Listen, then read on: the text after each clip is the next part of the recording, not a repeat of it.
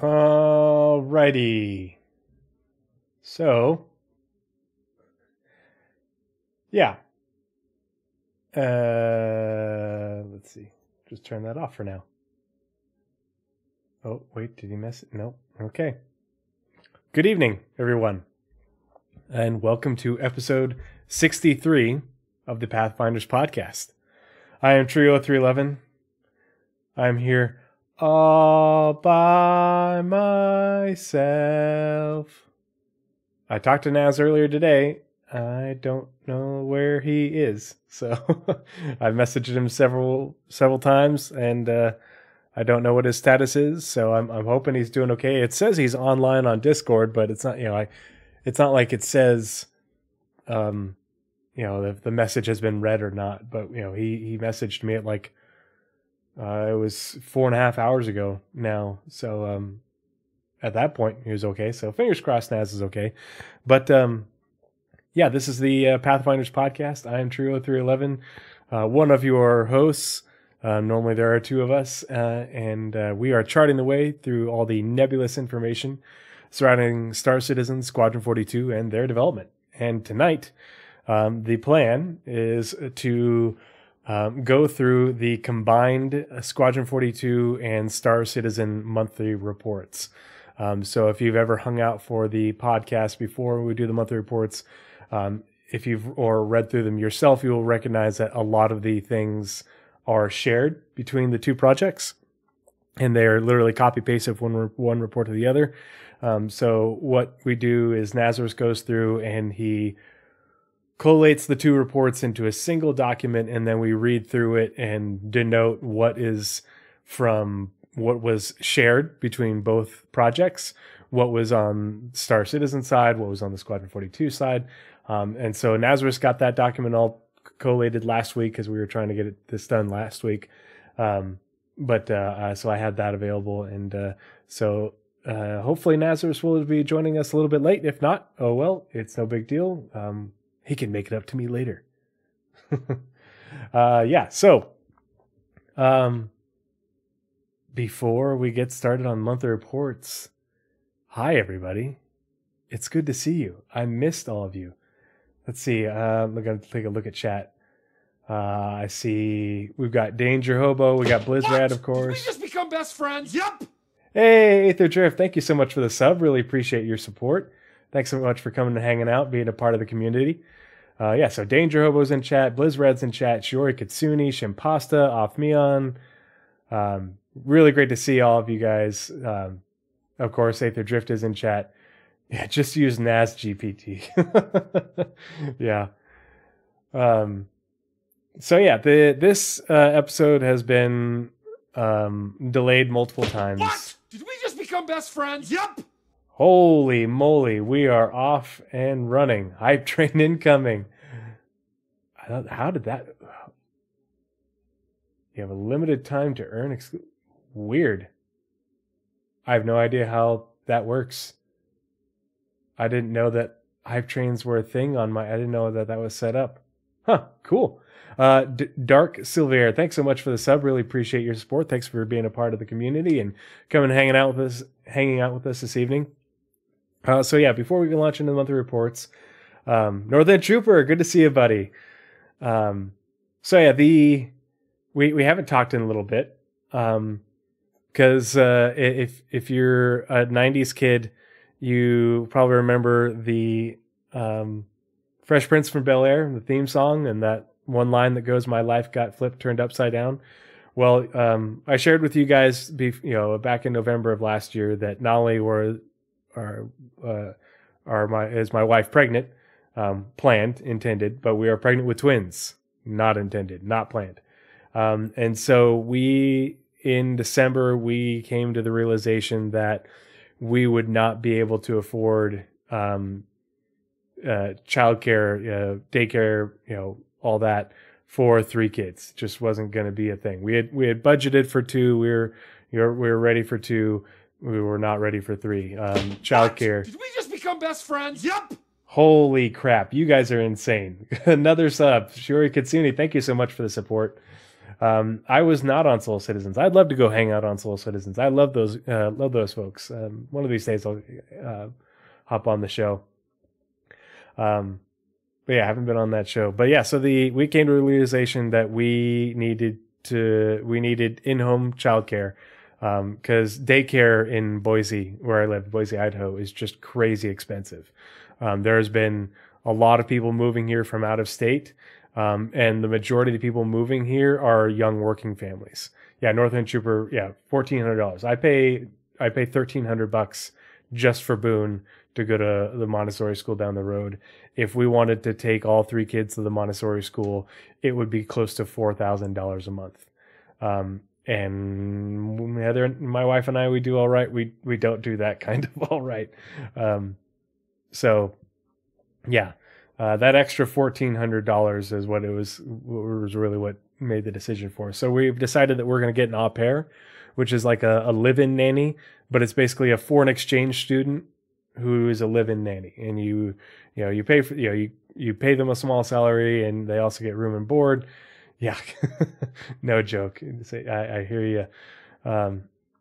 But they come to the U.S. to get the experience of living here. They go to college part-time, but basically they would be our full-time daycare in-house. So it's going to save us a bunch of money. It's also going to make our lives a lot easier, not having to get the kids ready and out the door and off to daycare in the morning and do drop-offs.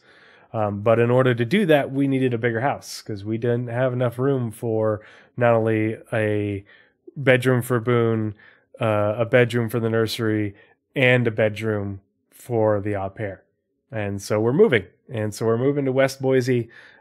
We are closing on the sale of this house that we're in on the 16th, as well as the house that we're buying on the 16th over in West Boise. And it's a much bigger house. It's really nice. I'm actually really excited about it. And I get a dedicated office, guys.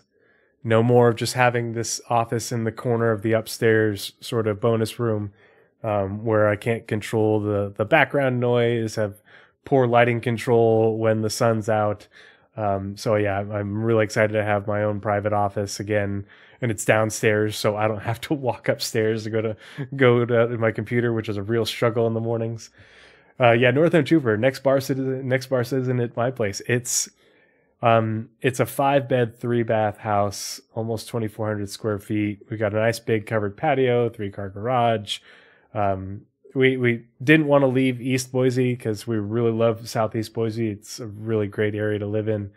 But we for the same house out here, we would have paid $150,000 more, which we can't afford. So yeah, but yeah, so we'll be moving next month, and I'll be setting up my new office. And someone asked in the YouTube comments recently if I was going to start streaming on YouTube. And the plan is, once we get moved and get settled, that I'm going to learn how Restream works and try and get that set up so we can, I won't have to download, re-render, and then upload the podcast to YouTube. And we'll see how that works in terms of the viewership and monetization on the YouTube side of things. So yeah. And quick recap again before we get into the monthly reports. If you're new to the channel or haven't come and hung out with us before, you'll see down at the bottom it says support stackup.org. We're now at 14 subs out of our goal for 50. Just to remind you, I take no monetization for myself. I donate all the money I get plus a little bit of a top up from me out of my own funds to stackup.org. As you can see, there's our stack up goal on the bottom, which our goal this year is $3,500. Last year, between my donations from my payouts, which was a little bit less than half, as well as the very generous donations from all of you, the community, we raised almost $1,800. $1,800. So I'm setting the gauntlet, and I think that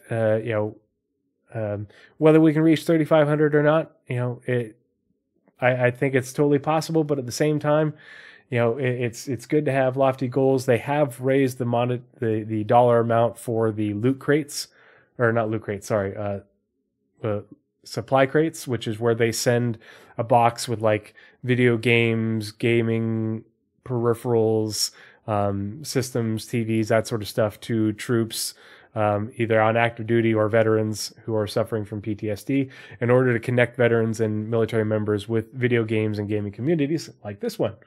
And so that's why I support the mission of stackup.org. And I'm looking forward to getting my t-shirt from them. Not only did we sponsor a supply drop, whatever oh gosh, I keep forgetting what they call it. We sponsored one, but by sponsoring one, I also get a t-shirt, from the program. And so when I receive that in the mail, I'll be wearing that on stream going forward. The Idaho equals Montana in my simple brain. Northern Trooper, our property taxes are low by my standards. After coming from California, here in Boise, the property tax percentage is still half of what I paid in California. So and not only, our house is more expensive in California, but the property tax percentage is double. Well, you live in North End. 5 figures in property taxes. Why are you paying so? Good grief, are you rich?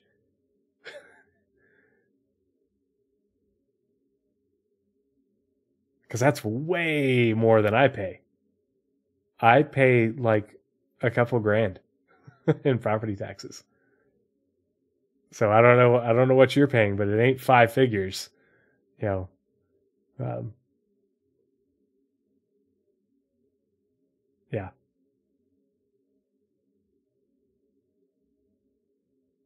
We've lived here since the 50s, and the neighbor got flipped about 15 years ago. Yeah.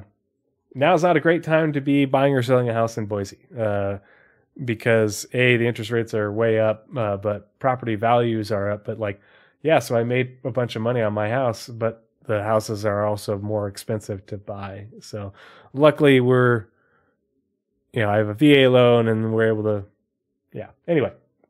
All right. So anywho, Star Citizen. Yeah. Buying a house anywhere right now is just nuts. But let's go ahead and get into Star Citizen and the monthly reports. Let's see. I need to, switch to this screen. 2 certainties in life. 2 certainties in life. Death of a spaceman and taxes. Yeah.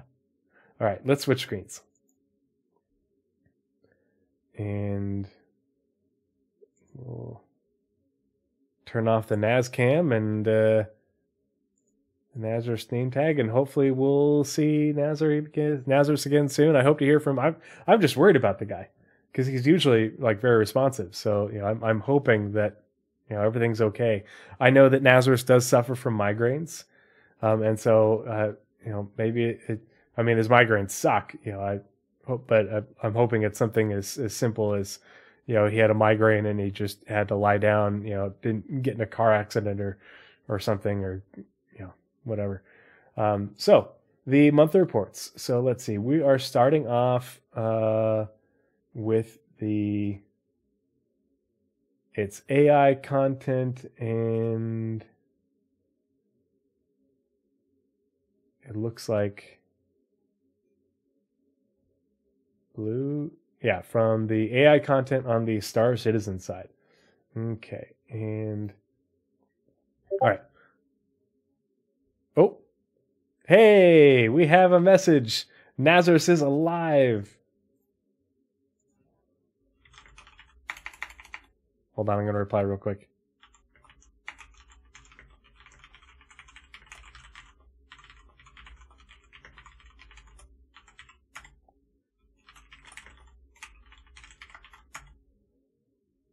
Let's see. Let's see. All right, so he needs to get me his camera. All right, so we're going to turn the NazCam.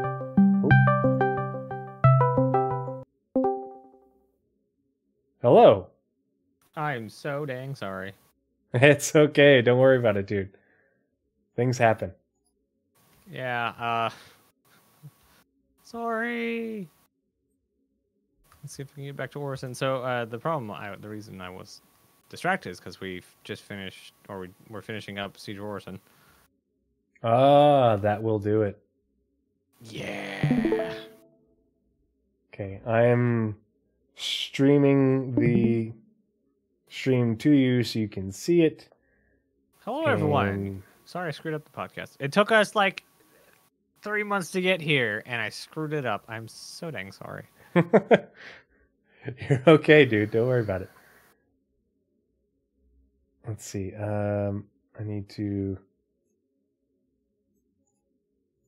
Properties. Your mic sounds very fuzzy in the background. Oh.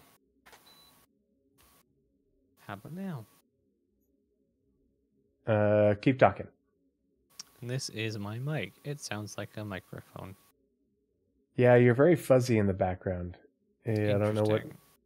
Yeah, there's background staticky noise. I don't.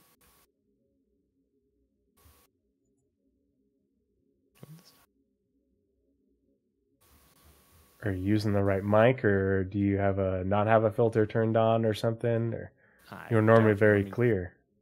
Yeah. Oh, I have so many problems right now.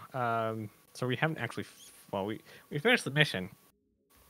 Except I'm still trying to get back to Orison, and my ship has no quantum drive in it. Not important. You don't need one of those. Hey Google, turn on lights. Hey Google. Don't worry, I can't hear you.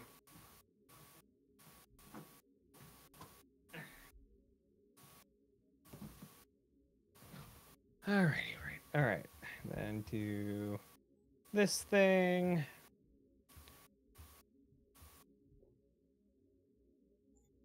Start, there you go.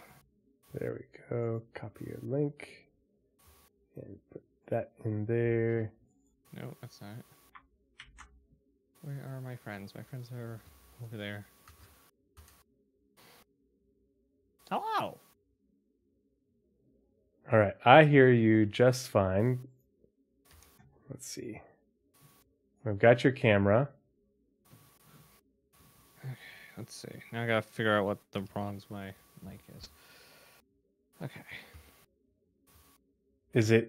Is your computer just like spun up really high or something, and we're hearing that in the background? Possible. But that definitely should not be coming through my mic. We only hear it when you're speaking. Oh. I wonder if it's Discord being stupid. Probably.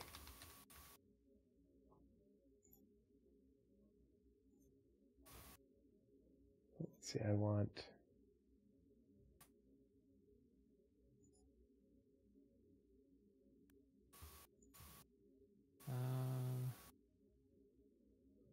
Soundboard, no.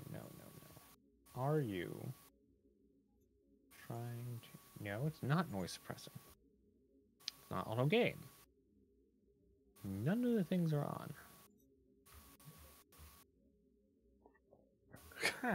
Did you trim your nose hair? What?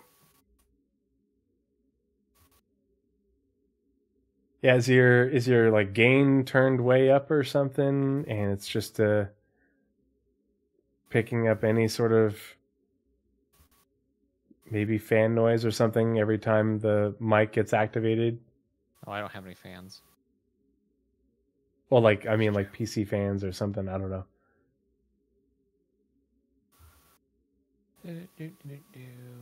Gain is at 100. Thanks, Windows.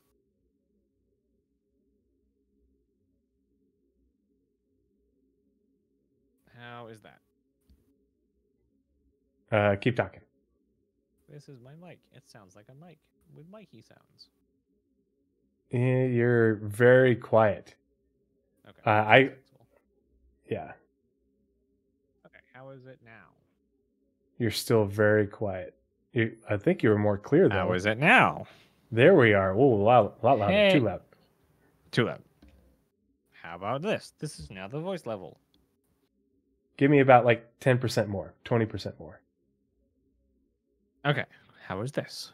This is now the level of my voice. What do you think, chat? Does that sound good enough? That's another thing I do. Pulling up chat. Maybe like 10% more. 10%. That's not really how decibels work, but okay. How is that? This is now a smidge more. Sounds pretty good to me. What do you think, chat? Does he sound all right? Glorious level sounds fine. Cool. Hooray. Oh no! Star Citizen just crashed! I was in the middle of flying back to Orson, so I have no idea where all my stuff is. All right. Okay. It's in space. That's fine. Now I can focus on this. Man, I am so sorry. Oh, dude, don't worry about it. It's okay. Not a big deal. We are. Is Oh, I need to. Let's this see. We'll goes turn. I'm man, I feel terrible. So we got started without you. I told all them about my woes of being a future father of twins and how we're moving and stuff. But before we launch into the monthly reports, how have you been, buddy? It's been way too long. How have I been? That's a roller coaster. So overall, good. I'm good. I'm getting better every day. Yeah. Today was like the first day in like a month or more that I didn't have a migraine. That's what I was worried about. I thought for sure that maybe you had a migraine. I had a migraine today. It's been like the first I've had in a couple months. You're stressed about the podcast. Yeah, I totally get it. I had forgotten about the podcast till this morning or last night. So I'm not stressing at all. Like I've been looking forward to it. I get way more stressed about the org events. Oh yeah, herding cats. Yeah. We're doing Orson Day. We actually had nice like 4 or 5 people today, with mostly only one cat in it, so it was pretty good. Yeah, that was really fun. Got to do a whole siege of Orson, start to finish. Nice. Let's see, what else have I been doing? After CitizenCon, got super disillusioned with Star Citizen. Didn't touch it for 2 months. That was like, I was upset at myself for being burned out on the current state of Star Citizen, so that wasn't fun.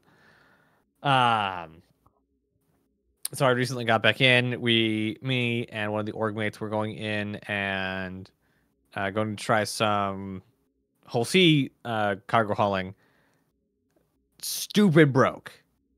I then tested. Broke as in no money, right? No, broke as in it would not unload the C2. Oh, gotcha. 100% of the time would not unload the C2. And then they like, and during this time they're like every day, sometimes twice a day, pushing these EPT builds. I'm like, wait a minute, wonder if it's fixed in there, since they keep like they're like going at this EPT with like gangbusters. And I go in, flawless, high frame rates and everything, C2 run or whole C run. So I've yet to try it again in live. So hopefully whole C stuff is fixed. So that makes me really happy. Interesting. I wonder what they did. It could be just like a old server problem. Yeah. So if you get on a server that's too old, that happens. I was able to do a replication layer test day or two ago. That's actually running really smoothly. There's obviously some edge cases that they need to iron out, like UGFs don't have elevators. But as far as like frame rate and stuff, and I was able to be part of 2 server crashes where it hung for less than 10 minutes. The recovery? Yeah. Hung for less than 10 minutes and was fine. Yeah, that's what I've been hearing, is that the The recoveries have been getting faster each time. So it's very and that's with all the what do they call it? The logging or logging? Yeah, or with debug, or- massive logging is what they call it. They say Yeah. specifically like twice. There's tons of extra debugging and logging. Yeah. And the one thing that I hope they fix, at least for server meshing, is currently when a server goes down and comes back up, you lose all your missions you have. Yep. So if you were going to a mission and you crash and it comes back, you're in the same location, but you don't have the mission. Yep. Mission So- persistence, both for crash recovery and for transitioning servers. Whether you're Isn't going there a from one server to feature- another, or if they subdivide it, like based off of entity counts. That was one of Yeah. the things that Benoit mentioned that they were still working on, in regards to the replication layer split. So we'll see. Wasn't there like, I don't know if there was a roadmap tile, but maybe I'm just remembering your conversations at CitizenCon. But yeah, I remember that being a specific thing they were looking at. Yeah, because I asked him, I was like, so what others, I asked him specifically about like services, and he's like, well, it's not really services, it's just features within the service that they need to add, because right now, it's what we have, which isn't, you don't have mission persistence. Server goes down, your mission doesn't persist, and he's like, so we need to make missions persist not only for crash recovery purposes, but also for transitioning from server to server. He's like, because if you think about it, if you're chasing a bounty from Stanton to Pyro and you go from one server to another, that mission has to persist across that server. So the mission system needs to not be like on the server itself. It's it needs to be its own service. Yeah, it needs separation as well. Yeah, I mean, since they're working on the split of the replication layer, I imagine a lot of the lessons learned will be very easily applicable to the mission system. Yep. I think the biggest difference is it will, because of what it calls on the server, as far as like game logic goes, it's not just, hey, items are here, or items aren't here, or this is the state this entity is in. This is, hey, I'm giving you a command for this location to spawn these entities, the gameplay features, to open these doors and let these players in this areas. It's a lot more game logic than the replication layer does. Yeah, it's been interesting to follow along with that, because the replication layer, and it makes sense why they call it the hybrid service, because it isn't just replicating entity state, and it's replicating a lot of other things that aren't necessarily just the state of the entities themselves. So it'll be, I can't wait for the we got that gargantuan postmortem for PES and 318 319. I can't wait for the postmortem for the replication layer split, because hopefully it sounds exactly the opposite of the 318 one. We knew exactly what we were doing heading into it. We did a slow rollout and all went well. It's what we want. I'm sure that's what they want too. Yeah, it's going to be fascinating, because I think it'll probably answer some questions that we've, with as much information as we've gotten, there's still questions that are unanswered, and so I'm hoping to eventually have those answers. Yeah. Anyway, so let's get into the monthly report. I've got the PU up, and I think it starts with me, right, for AI content. Yep. Okay. Yep. Do you want to go ahead and read your preamble? Ooh. Was the chart in our chat? Where did you put that? In the OneNote. Oh, it's in the OneNote. Okay. Yeah. That was just a sneak peek that I gave your Discord. Let's see. Is there a way that I can?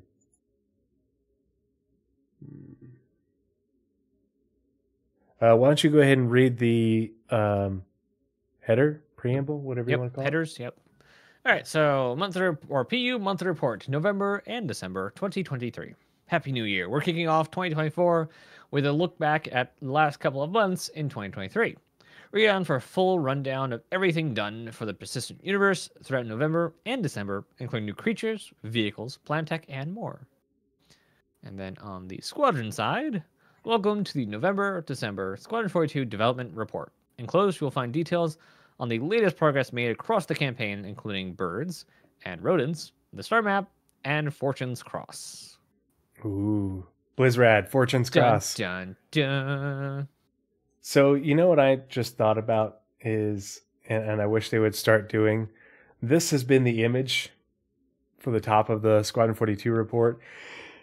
And it's been that way for years. And they never include any other images throughout the report like they do for the Star Citizen report. And I wish they would. It's a... Well, the original... I'm sure that there's things that they could show us that, hey, we've seen before in a trailer, but show us from a different angle or something, you know? The original version of the monthly report for Squadron is email, and in the email they don't do any images. It's I think it's a different team, and they're just completely different workflow for both of the teams doing the monthly reports. Yep. I don't even know. Like, do you know who signs off on it? Because I know Tyler does the PU one. Yeah, he signs off. Because if it goes through Tyler, then Tyler can track down crap and do stuff like that. Yeah, like that's. I'm sure they could. They just haven't done it because spoilers. But you know, and that would probably be a lot of work. But it'd be really cool to get some more images. Because this is one of, you know, as much as I like reading the monthly reports and getting the information, I love the images that they put out of the things that they're working on. You know, because it's usually stuff. Assuming we're getting Squadron, and I do assume we're getting Squadron at the end of the year, then it's coming up on trailer season where we get, you know, the cinematic trailer, the teaser trailer, or the teaser trailer, cinematic trailer, and the gameplay trailer. So like, we are not going to want in the middle of this year for Squadron content. Plus, the B-roll, oh my gosh, if it's the last year of development, the briefing comes back. Oh man, these we're gonna start hearing some rumblings, and everybody's gonna do that whole, you know, Shaq meme. You know, that. Oh, audio and video is off for Naz. Try the reading page. It's almost always client side in my experience. Yeah, you look synced up on my end. I don't know. I think we're good. I can't. Oh, yeah. Okay. All right. So, anyway, I really like this image. I like the, you know, the new outposts, the new settlements, the updated Jumptown labs, all that. I really enjoy seeing these things that they throw up there. So yeah, AI content on the Star Citizen side. Yeah, this isn't shared. This is just Star Citizen, right? Am I looking at that right? Yep. Okay. AI content spent the end of the year bug fixing to improve social AI. Once in a more robust state, they'll start implementing various Squadron 42 features and behaviors. In the meantime, they revived the civilian behavior. This involved fixing basic AI usables such as chairs, seats, and rails across various locations, and identifying outdated usable setups and communicating with the props team to bring them up to date. Voice packs and basic behaviors were updated for the hawker. The hawker being like somebody who is like selling something at a kiosk. You know, get your hot dogs, get your double dogs here. Vendor, admin, and bartender AI across different stations and landing zones. Now NPCs will have the proper voice packs assigned to them with their behaviors triggering lines correctly. Get your noodles, hot steamy noodles. NPCs will also use their usables correctly with better animations rather than just standing still. However, some shops might not have full functionality due to lacking proper usables. The team also identified and fixed a selection of security bugs in Lorville's transit area.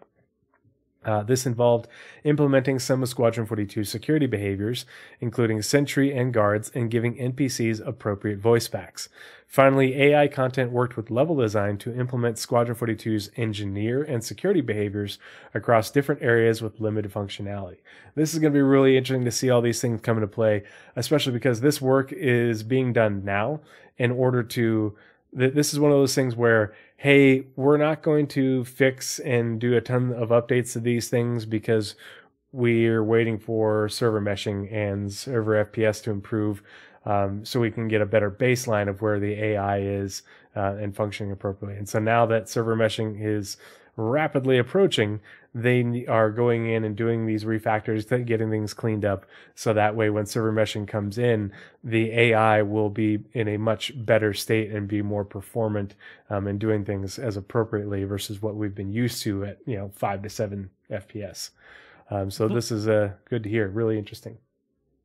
And it's also one of the things that they hadn't been working on for a while, because like back 2-3 years ago, they talked endlessly about these living landing zones, and how dynamic the people were going to be, and anyone on the street could perceivably have something good to say.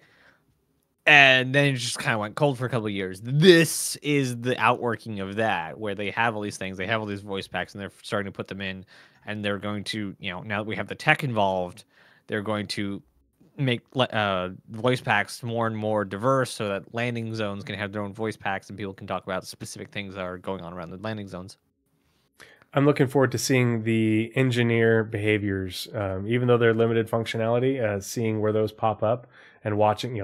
I'll just stand there and, what you doing? What's that? Can I push the button? Now, how long till there's a R&D team looking into not actual AI, what's it called? The GPT run NPCs. Yep. Because that tech I wouldn't be surprised. Absolutely amazing. Just like you can. So for those who don't know, for Wildlines, it is definitely where they need to be going. Yeah. Yeah, so there's a way you can hook up ChatGPT things, they're called LLMs, large language models, and into game engines like Unity and Unreal, and you can actually have them tailored to, you can like give them a storyline, like you are a prisoner that does these crimes or whatever, or you are a stay-at-home dad who does these things, and the model will stay in character and talk with you, and you can even hook up to a voice to text model, so you can just talk to your computer and then the NPCs will talk back. There is a little bit of lag time because it's got to go through all the separate services, but you can talk to NPCs and they can just come up with things on the fly instead of having to do them specifically. It's amazing. I think it's something that the narrative team with R&D could explore. And Chimpasta said, I want to see janitors. Yeah, if we're getting the engineer and security behaviors, where's that dang janitor behavior that we've read so much about so often? Because, Star Citizen players, we're a lot of us are pigs, leaving our trash all over the place. Yeah. Yeah, definitely something for Star Citizen 2, though. I'd love to see it. Othman, I get what you're saying. I think, for actors, for your actual, like, I don't want to call them hero characters, but your, Rowena Dooley, but for the generic NPC wildlines, I think that's where do you think probably they the more get the efficient voices? Yeah. Well, and it's like a completely synthesized voice does not sound good. You need to start with an actual voice with a phonetic alphabet or a phonetic language alphabet. And you can use the AI to use that library of that person's voice to construct it. Then they've been doing that for years in games. If there's any game that says your name when you write it in, that was that was built using the phonetic language and the voice actor's voice. On the there's ways of doing Warhammer it 40K, a Warhammer 40K content creator I just started watching, watching on YouTube, but it's more listening, has an amazing AI narrator that he's built in that way, and it's someone's voice. A voice actor was paid to create this voice library, so that way people could write a script and the AI would read it back in his voice and it would sound good. And the actor still got paid, and it doesn't sound like garbage. It sounds legit. Like, It sounds like this really nice old man who lives in a cottage and who just obsesses about Warhammer 40K lore, and it's super cathartic to. No, I agree with you, Othman. Especially after all the I can't say SAG, the SAG thing. I can't say that, but after all that, it needs to be done right. And I think if any game developer was going to do it ethically, it would be CIG. Because especially of the relationship they have with actors. Yeah, especially because they have all these A-list actors that they've worked with who also went on all those protests. Like they know. They know. Like I would not put it past like EA or something. It's like, just have the computer if we're generating the lines, just generate the voice. It's like, no, that's not gonna sound good. Yeah, that's just Blizzard Activision would totally do exactly what Othman is talking about. You mean Xbox? And yeah. Oof. Oh. Okay, so they're laying off all their people so they can pay for I'm sorry that everyone's getting laid off, but everyone saw this coming. Also, I hope you all find jobs that you really enjoy. CIG's hiring, by the way. We were talking about that on Captain Six yesterday. I have such high hopes for Xbox's now owned Blizzard and Activision because they've done it already. Xbox is not above shaving the head off of these companies to make them function correctly. So I hope they really go in. They break up the status quo, especially of Blizzard. I've heard so many horror stories of working at Blizzard. But the problem is it's one of the big studios, so you kind of have to work there sometimes. So I really hope they go. Like, as tragic as it is that people are getting laid off, I'm more concerned about the people who are still there having to be in these terrible work environments. So I'm really hoping that Xbox actually does something good with it. And also, what's the next? It's a life cycle thing. Going to be? These people get laid off, and they come back together, with their coworkers and other people that they communicate with, and form new teams and indie developers, and that's how new game companies are developed. And this is how you get more good indie games. This is why I love Hooded Horse, because Hooded Horse is a publisher that publishes indie games and supports indie developers. And they have a bunch of heard of them. They have a bunch of great projects that are either well into development or coming out this year. Yeah, that's exactly Shimpasa. That's how Hyperspace got started. But there's a bunch of great projects that are being published by Hooded Horse from indie developers. Manor Lords, Falling Frontier, a lot of the games that I'm excited for this year and in the near future are indie devs, and they're indie devs who have been laid off or left big companies because they didn't like how they were treated, and the life cycle continues. So that's the silver lining for Hooded Horse exclusively does sci-fi games. Okay, no, there's a couple of you, but they have a lot of sci-fi games. A lot. Yeah, Fragile Existence looks really cool too, but yeah. Okay, AI features. Yes. Totally not tangenting here. Okay, where are we going here? AI features. That's not something we do. Big one. Yeah, so you got basically all the headlining teams this time. You got community. You got and there's no engine team this time. You got community. I got economy. You got gameplay. You got VFX. Yeah, you got all the headline ones. All right, let's see. AI features. As part of Alpha 3.22 release, AI features spent time investigating issues preventing the improved combat behaviors from working as intended during missions, including slow reacting AI. Thing we've been all talking about. Like the infamous standing on chairs issue, yes, it still happens. AI being slow to react doesn't have a single cause, but highlights a range of issues that appear to manifest as the same problem. Each cause needs to be individually investigated and a solution proposed, and often this requires hours of testing and debugging to find the precise condition under which of the specific issues occur. Often issues are intermittent or only manifest in specific missions at specific locations. The AI feature team. The team are aiming to reduce the amount of time it takes to debug these issues via 3 approaches. The first is to improve knowledge of the AI debugging tools, particularly among the QA team. so that when an issue is first encountered, all the right information is available. This can often highlight issues with specific missions or location setups that don't require further debugging.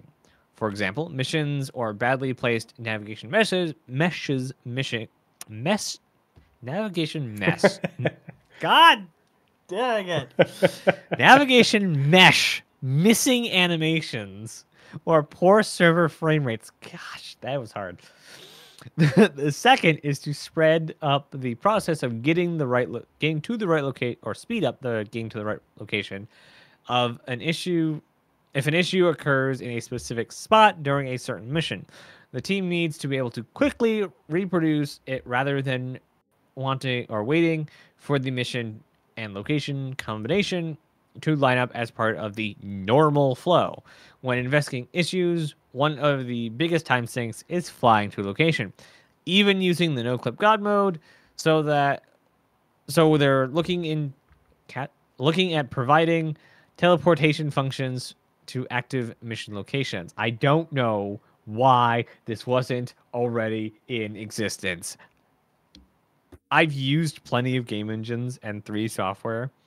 The scale at the Stanton universe, or this Stanton system, just Stanton. It's not 30 minutes to get from end to end in an editor, but holy crap. But wow, I'm so glad they have this now. I'm so glad they have this. Or at least it's crazy I hope that's a problem. Like, yeah. That's how big and this is just tiny little Stanton. And it's a problem that it takes them time to get from one location to another for debugging purposes and yeah. Good grief. Makes you wonder if they could give a developer version of the star map so they could just zoom into the location that they're needing to and zoom out and out and in. Yeah, imagine you had a mouse wheel, right? And you could no clip and fly around from slow walking speed all the way up to quantum travel. Still, going to a planet, going between planets, that's still going to take, a little bit of time. And then you have to, slow and find the right outpost you're looking for.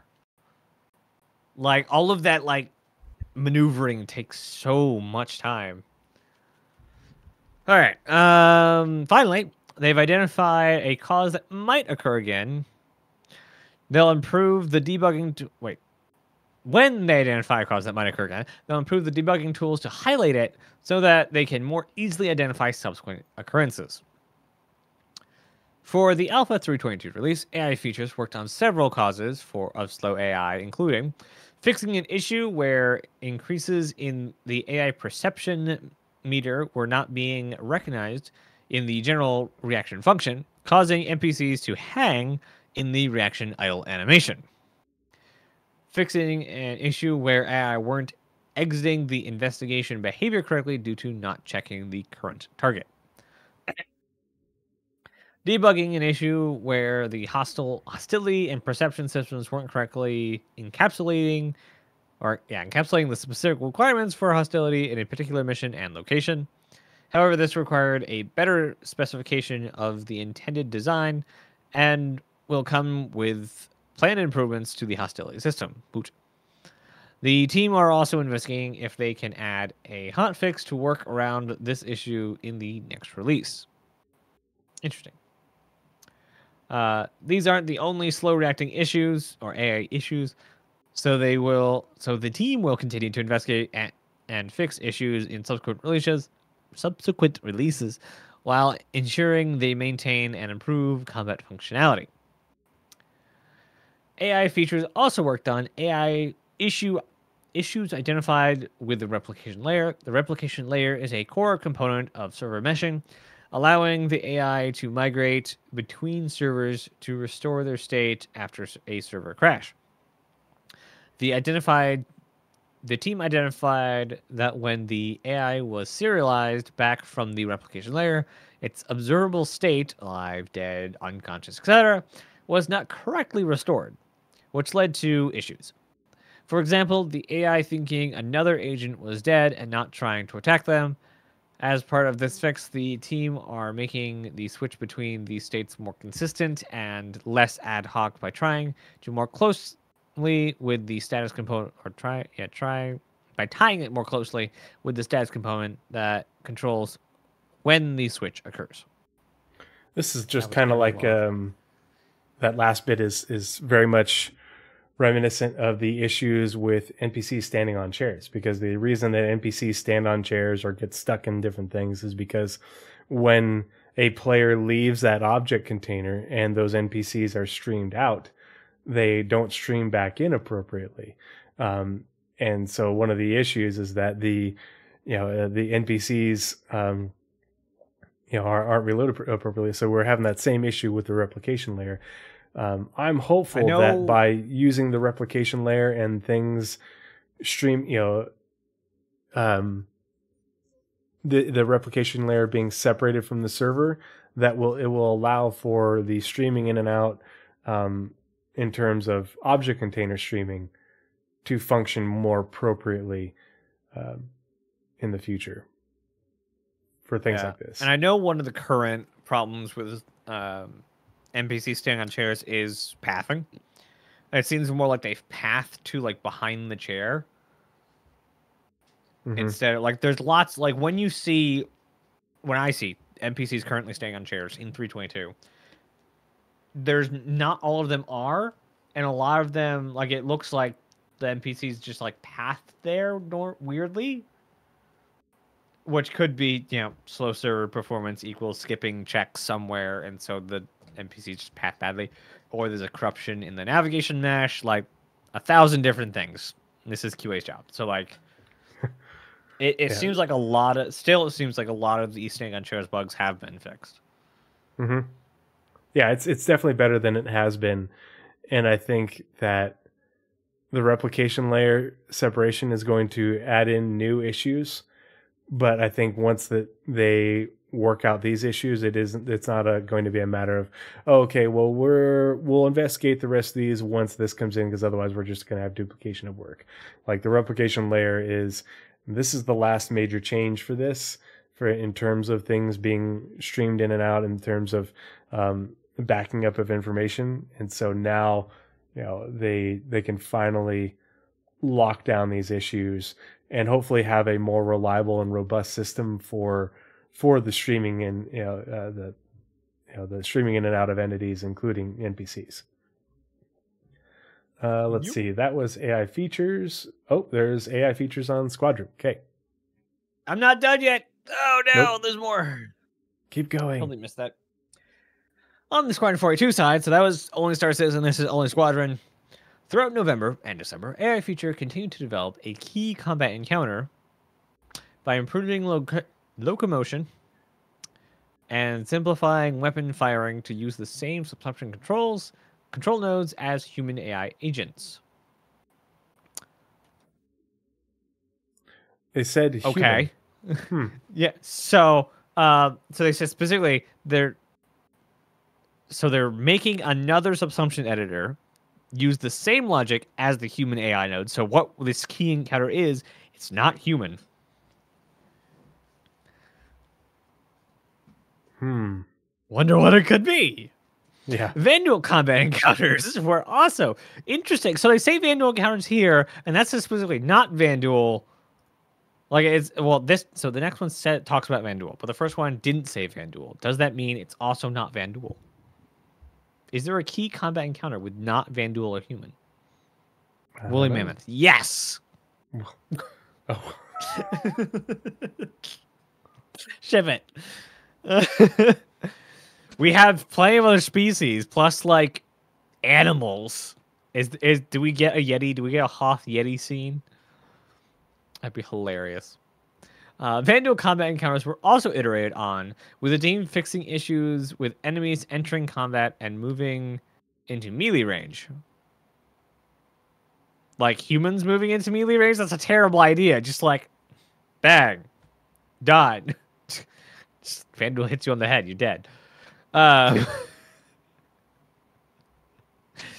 They also implemented Vanduul death animations using retargeted core directional human animation. Okay. More recanning of human animations. Good. Which which were then further polished. Nice. The Vandal execution takedown window was improved and telegraphed correctly to ensure players have an opportunity to escape. A range of other combat areas were worked on too, including changes to the tactical target query system, which can now spread targeting across a group but prioritizes the player. Ooh, that's interesting.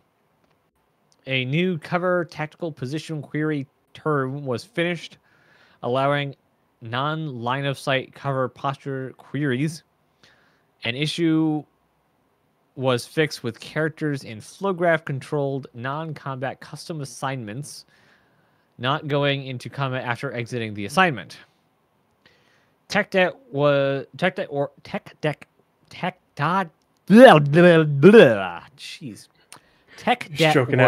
done on the firing validation to ensure that it better encapsulates the new debugging render improvements, while synced melee attacks were connected to the AI melee combo system so that follow-up attacks can be data-driven. This is used in a boss encounter to drive a follow-up synced weak attack if the previous one fails. My head hurts already. Finally, for the AI feature team, or for the AI features, the team implemented a new invulnerability system to allow AI to take damage but not go below a specific threshold. This is used to script the various damage-induced stages of a boss fight without making the character completely invulnerable. People don't like that. That's like a hot button issue for a lot of people, especially anyone who plays Destiny. Like, people hate it when you make a enemy invulnerable. So I hope they do it very tactfully that no one notices. Yeah, well, I mean, it's once you get to a specific threshold. So they're not like, they're okay, you can get them down to 10% health, and then you can't get them below that. And once they get to that point, then they retreat or do whatever. The Vandal is going to eat, 5 blocks of cheese to, replenish their health. Yeah. But a lot of people have problems with scripting, like like you do 1,000,000 damage, but they only take 10 because that's the next gate, and then they'll do an animation, and then you can take them down another 50, but you do another 1,000,000 damage, but they go into another animation thing. Like, some people really hate that. I understand for the narrative purposes, but it is annoying when you've done the work to be so OP, and then you still have to go through all these animations and things. Like, I hope that everything is balanced enough to where it doesn't present in a way where you're doing like 1,000,000 damage and they're only taking like that much of it. Yeah, it's gonna be interesting to see how that works out in an FPS game. Yeah. Ask any Destiny player. Yeah. Because they do that constantly with their bosses. Destiny's still an MMO. It's like, yeah. You can play at Destiny as a single person FPS. There's some stuff that's mostly off limits, but a lot of the stuff can be like just soloed. But it's not like you can get, you can't be in Star Citizen where you level up to level 60 and you're going to go back and, kill a level 25 boss and you're doing insane amounts of damage, but, all of a sudden they heal back up. Yeah. Well, that's the thing. In Destiny scaling, it doesn't matter what level you are because all the leveling scales with you. There's no point basically in leveling because like the first character you defeat in Destiny, like once you're level like 1,000, you should be able to like look at them and they melt. Well, it doesn't because their damage and health scale with your level. So they are always the weak character for you. Doesn't matter what level you are. They're always at the same relative power to you. It'll be interesting to see how that works. Yeah. Yes. AI tech. Yes. They still call themselves an MMO, and most people call them MMO. So AI tech, this is shared between Star Citizen and Squadron 42. At the end of the year, AI tech progressed with features and support for release builds. For Boids, they're close to finalizing the first iteration that will allow the designers to place fish, rodents, and birds in the environment. I think that because this is the November and December report that we're going to see Boids in 323. I'm calling it now. I wholeheartedly agree. I just hope that next time we hear about Boids, there is a automatic placing system, because placing them into the environment is not going to be a thing. Like I want to massive hunt a oceans space rat. Space rat? Mm-hmm. What is a space rat? A big old fat womp rat. As it tries to scurry onto my ship, I just want to punt it down the ramp. And that's something I really want. Like these bigger ships, maybe Polaris, but definitely Idris and bigger. When they land on a planet, there should definitely be chances of, maybe not Boyd specifically, but some type of creature to get onto your ship into the areas like landing gear. It's a and tale as old as time. That's how pests. What was it? The fifth element that, like, before ships would launch, they'd take flamethrowers to the undercarriage to burn off all the parasites it got. Invasive species. Yep. Oh god, invasive species. Oh. Recent updates include rules to avoid dangerous areas or actors, transition rules that will detect weapons fired, bullets hit, and the ability to switch from idle, wandering to a fleeing rule set. Let's see. The team also further iterated on killing Boyd's agents and how they transition from an animation-driven state to ragdoll. For birds, they extended the number of wandering states. For example, besides flying, birds can also walk after a landing transition. Synchronization between the server and client is currently being worked on. Effort was also put into optimizing and improving various features, including the Pathfinder algorithm, collision avoidance system, navigation system, and subsumption loading logic. For Apollo tools, AI Tech continued to support the designers with additional functionality, including the ability to create PNG files from behaviors, improved readability for subsumption flow graph nodes, and improved undo-redo actions. Let's see. Several existing features were polished and finalized, including NPCs using trolleys, which received improved collision avoidance. This was achieved by updating the PID controller logic and how it's used for path following when NPCs are pushing trolleys. For AI using ladders, new functionality was added. For example, NPCs can now check if the ladder is available and will only use it if free or another NPC is climbing in the same direction. In case the ladder is being used the opposite way, NPCs will find a free spot at the top or bottom and wait. On the ship AI side, the team improved an extended spline functionality. This involved allowing ships to move along a spline while staying orientated toward the target and moving to the beginning of a spline that's already moving, e.g., ergo, a spline that attached to a different ship. Huh. Okay. Okay. So this is talking about, like, if you're, the ship, the AI ship flight, extended spline functionality. This involved allowing ships to move along a spline while staying orientated toward the target and moving to the beginning of a spline that's already moved. So they can say, if it's talking about they can fly along a spline, but this is going to allow them to strafe, is what it's saying. So they can strafe around something instead of just flying and then going around it like that, but not turning the nose of the aircraft. But it also the second part, the spline that's already moving. So this is what will allow NPC ships to dock with a ship that is moving, or maybe a space station that is rotating, something like that. Toward the end of the year, AI Tech started to look for a better solution to generating navigation mesh on planets. as the current implementation could be faster and has problems generating navigation mesh close to planetary poles, which is affecting some outpost locations and their associated NPCs. This is currently in progress, and an update will be provided in a future report. That's really good to hear. Because if we want to be able to have a lot of NPCs around planetary points of interest running around, the generation of navigation mesh needs to be very performant.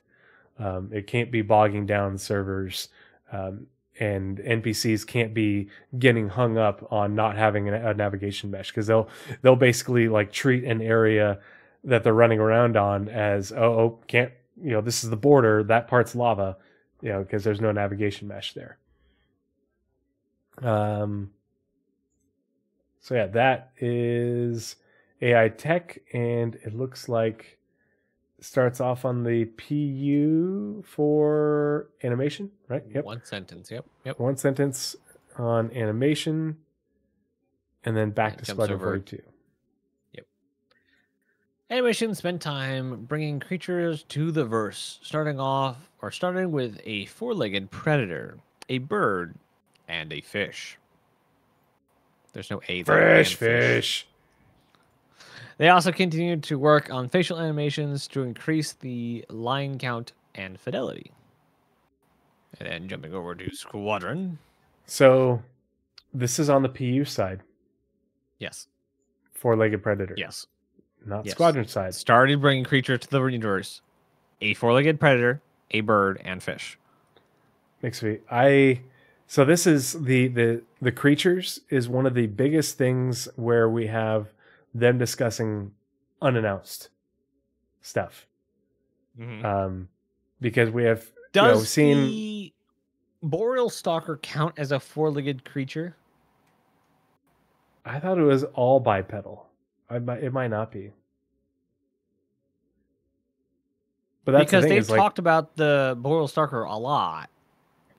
But every time they talk about creatures, they speak very generically. They either just say creatures, or they say very generically a four-legged predator, a bird, and a fish. They don't say the name of the species. So the other two are boids like that we talked about earlier. But it'll be a boid that, if you scan it or whatever, it'll be this bird, this species and this fish. And to me, that's something that I find interesting, because there's so many things that they talk about nowadays where we've been hearing about it for a long amount of time. It's an announced feature or something.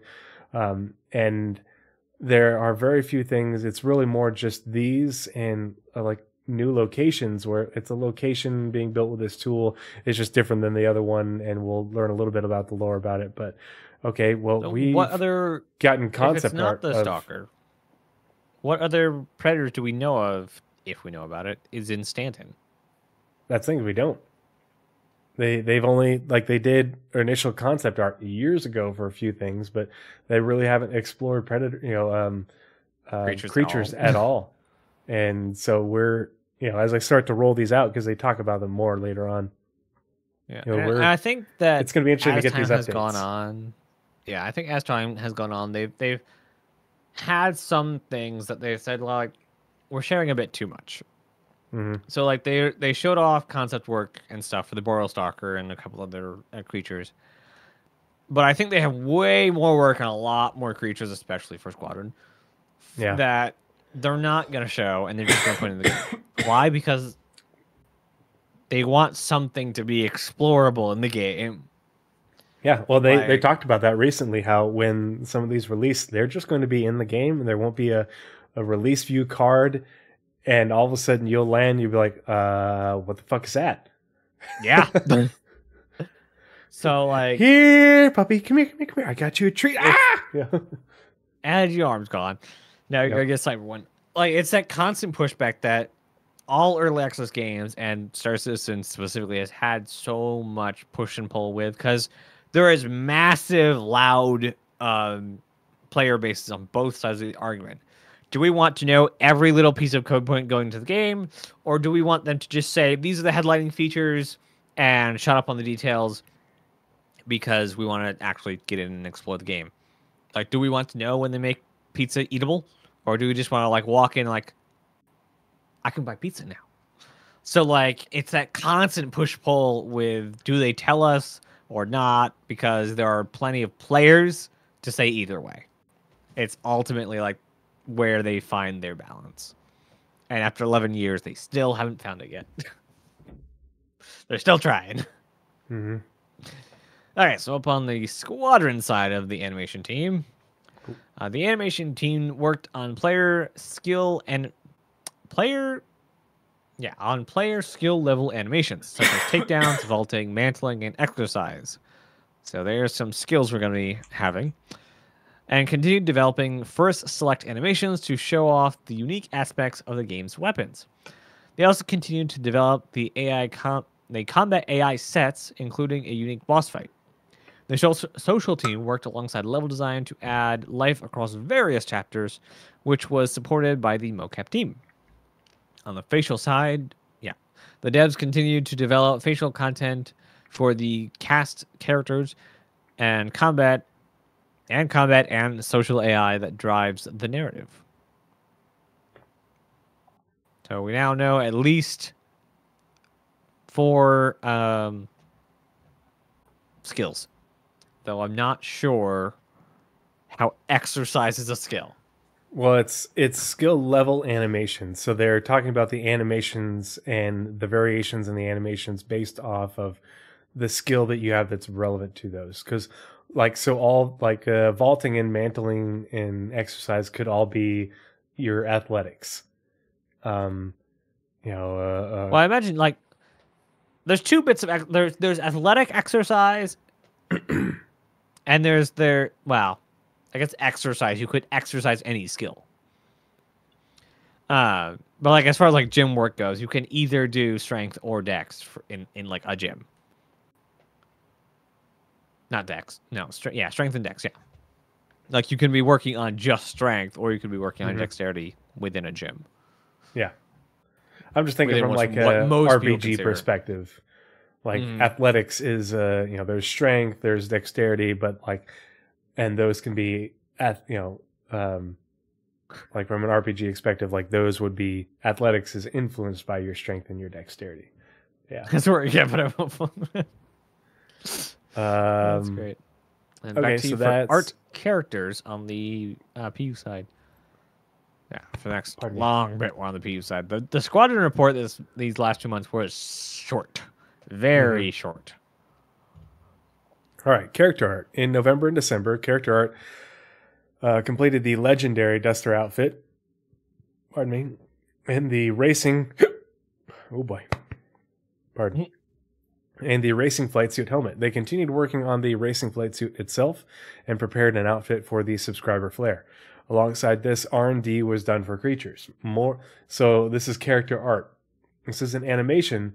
They're talking about the art for creatures, which is coming. Essentially, if they're doing art for creatures, they're probably doing R&D on more creature concepts, like we saw years ago. With Jeremiah Lee, I think it was the one there where they did creature concept art. The character concept art team started an exploration phase on features for the character customizer and for other creatures. See, there you go. An exploration phase on features for the character customizer. I wonder what other features they're doing exploration on besides what they've already talked about. You could read this really badly. Exploratory phase for features for the character customizer. Features of the character customizer and creatures.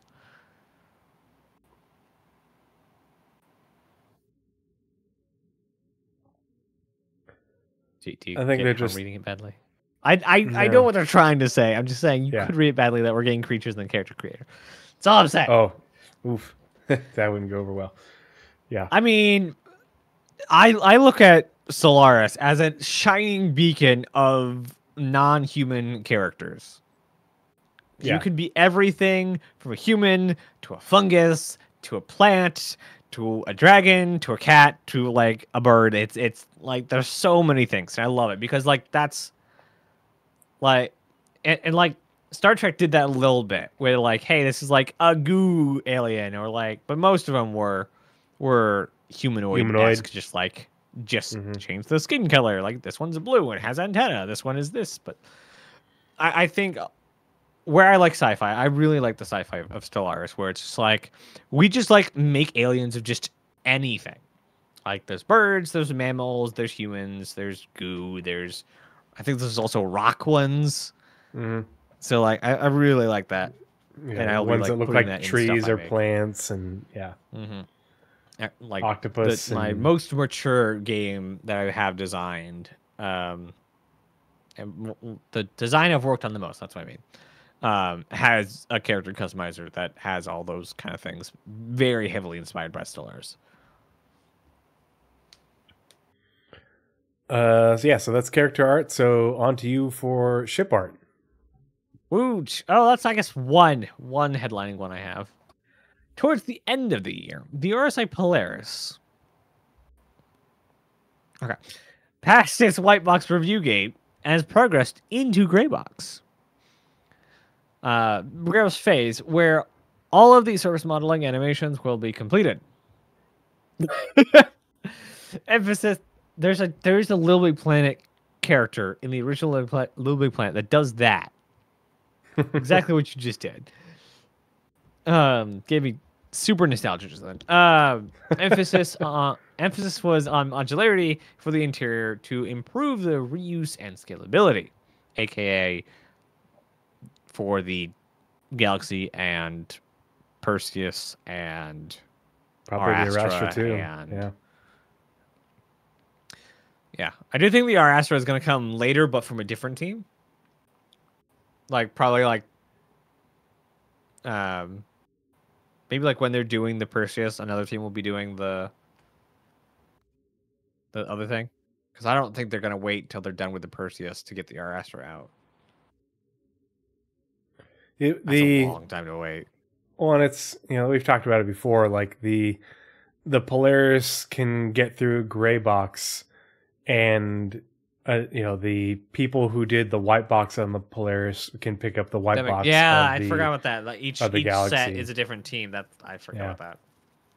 Yeah, yeah, that makes sense. Then it's not really broken up into separate team. It's really disciplines, and so like this team, can be. This chunk is now working on the final art phase for the Polaris, while this part of the same team is working on the white box phase of the Galaxy. Yeah, I wouldn't be shocked if we got the Galaxy by the end of the year. It'll be interesting to see when we get that first roadmap update. Yeah. I don't know how like functionally big for art it is, especially compared to the Polaris. Like if we get the Polaris at where we have hypothesized at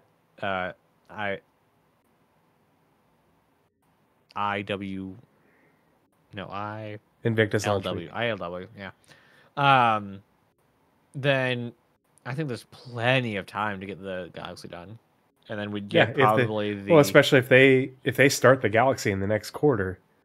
I wouldn't, but it will remain to be seen based off of, and if they're just doing a lot of copy paste, like it'd be very interesting. I could see it taking definitely less than a year, but it won't be 6 months. It'll 9 months to a year versus a year to 18 months. Yeah, and if we get the Galaxy sometime within this year or the first quarter of next year, then I can see almost, maybe not quite, but almost getting the Arastra and Perseus in the next year. Yeah, and I don't know how much the Arastra is going to inform the Orion, because the problem with the Orion is it's old. And they seem relatively hesitant to change the old designs. Yeah, and all these other ships are new the next gen, new gen of RSI. Instead of fixing the constellation, they made the Zeus. And the Orion is the reason that RSI got the contracts for building the Bengal and the replacements for, the new cruiser, the new escort carrier, all that sort of stuff. They're the reason that they're the new golden boys for the UE Navy. in the UE military. Also, they're not, you know, terrorists. Capital Mostly. ships. Yeah. But you know, they had the infrastructure because they were building large mining ships and industrial ships. You know, the entire time. Galaxy will be IAE. You're hilarious. Yeah. Well, I mean, like, that's okay. So I like take a picture of that, so we have it forever and always. It depends on if they start the Galaxy like right now. If they're working on the Galaxy right now, yeah, it's possible. If they're not, I want to agree, but I'm so hesitant. Right, where was I going? Ah, yes. Work started on the gold standard pass for the Aegis Saber Raven, which includes a component pass and a dashboard pass. 3 new variants were worked on. 1 entered production, another continued through Greybox, and the last one progressed through LOD 0. 3 new variants, unnamed. I wonder what they are. Yeah, and it's not the Rambler because they would have named it at this point. Yeah, and it's and they're all in different states too, which is crazy. Mm-hmm. Yeah, 1 just finished, 1's just entering Greybox, or is somewhere in Greybox, and 1 is just entering production. Ooh, no, they tell us about the UTV as well. Yeah. Completely unknown variants of ships that we... I'm going to say a ground vehicle. Don't know what. Ground vehicle would they varianting again? Like, we I have, don't know. like... Oh, well, we do have the variant of the Ursa that we're supposed to be getting this year. Yeah. They showed the Ursa as one of the. Remember that part of the presentation where they had all the orange rooms, yeah. The orange rooms. Maybe. I don't know. Yep. And I mean, speculation abound. It says 3 new variants. I'm assuming that means a variant of something existing, but they have specified variants of an existing ship before. So. It's true. I guess another layer of speculation on that. Yeah, it is. November also saw work wrap up on the Gotek Sulin and structural salvage support for the Aegis Reclaimer. I hate the structural salvage we have now. Ooh, I can't wait until they get Maelstrom in, and that's what we have, because the disintegration thing is. I hate how it turns into transformium. yeah, that's what I don't like. I would have no problem if it was just there, like slurping up particles from the thing until it disappeared. I just hate that it goes. Yeah, I want it to. You have to aim it at this part of the ship, and it will break it off this chunk, and then you bring in those chunks and stuff. I want it to Maelstrom. That's what they have talked about. So I want to see that. Now we're not there yet, but I feel like that looks better than, we're going to turn everything into space dust. You know, we're just going to vibrate it apart. You know, it's like, Like, I get it, but the effects I just can't get on board with. Yeah, no, I agree. All right, and then one of your favorites teams, the community team. Alrighty. Community. November, December were busy months for the community team, who supported Pyro on the preview channel for the first time. The team was incredibly grateful for all of the positive feedback and had a blast gathering sentiment around Star Citizen's second system. Pardon me. Alongside general housekeeping related to winding down CitizenCon 2953, the team uploaded all panels from the event to YouTube, along with chapters and timestamps, and published community pictures of the life-size Drake Dragonfly taken on Saturday and Sunday at the event. Pardon me. Community supported the return of IAE and Associated Freefly, publishing the IAE 2953 FAQ and Guide to Professions and Design Convention badge contests. They also continued to connect with citizens across the globe at a variety of Bar Citizen events, alongside planning for the 2024 Bar Citizen World Tour. I love seeing these pictures of the Bar Citizens it's so great to see the community coming together and having a great time, and especially when they're joined by devs. We had a blast at the recent Bar Citizen events we were lucky enough to attend. Thanks to everyone who joined us in Dublin, Ireland, and Milan, Italy, as well as the virtual Bar Citizen put on by the great folks at Soul Citizens. That's a wrap for the Bar Citizen World Tour for 2023. But as a reminder, we're looking to hear from you on where we should visit in 2024, Boise, Idaho, and already have our first Bar Citizen attendance locked in with Barcelona, Spain, coming up on February 3rd. The team worked with the Player Experience Group to highlight a selection of Test Universe champions who contributed significantly to the recent round of patch testing. This initiative will continue in future patches with new categories each cycle. Still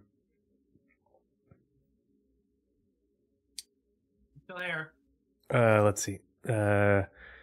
December saw the community team embrace the tradition of Luminalia, including a referral promotion and a Luminalia greeting card contest with extra rewards.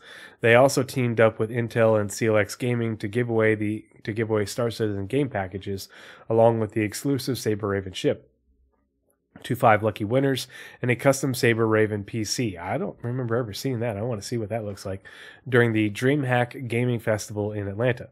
The team then supported the release of Alpha 322 Rex to Riches. Alongside the player experience team, they tracked and directed player feedback on the latest features and discussed solutions to bugs and quality of life issues with the development team. So they also updated the salvage and repair guide to help players better understand the new gameplay introduced with structural salvage.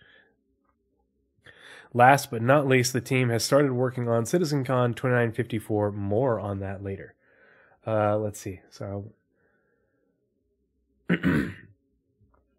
yeah, the issue with the 890 was bad for performance with the initial way they're looking at it. That's where Maelstrom comes in. They have talked about and I'd have to go find where they said it, but they do plan on using Maelstrom for salvage. Oh, that was CitizenCon. Yeah, it was at CitizenCon. I'm pretty sure it was at CitizenCon, or was it in one of the post CitizenCon? It was also there, but yeah. Yeah. They said it kind of in passing, it says, and then they came and reaffirmed it. I believe it was a SCL. Yeah, that's what I thought. SCL. That is the plan, yes. Yeah. And that was one of the reasons they specifically mentioned during CitizenCon that it is networking and replication ready. So that way, they can generate those entities. The reason that it works is because the entities are already there. They're just disconnecting them because the ship being made of those individual pieces, rather than it having to fragment them and make new entities. The entities are already there. It's just applying force to disconnect them. So the salvage will, in order to break apart a ship, will work the same as if you crashed a ship into something or you shot it with a gun a bunch of times, essentially. And so you'll have to apply that force to the wing of a Gladius in order to get it to fragment into the pieces that you can then suck up. And yeah. Rather than that way, it's not just because right now it's just VFX. It's just making ship disappear and replacing it with a VFX. We're going to obscure it and turn it, make a whole bunch of little particles pop up. It's entirely faked, and they don't want that. Let's see. Yeah, so that's the. Oh, before what armors are these? Does anyone know the names of these? I don't know the names of them, and I want to go find them.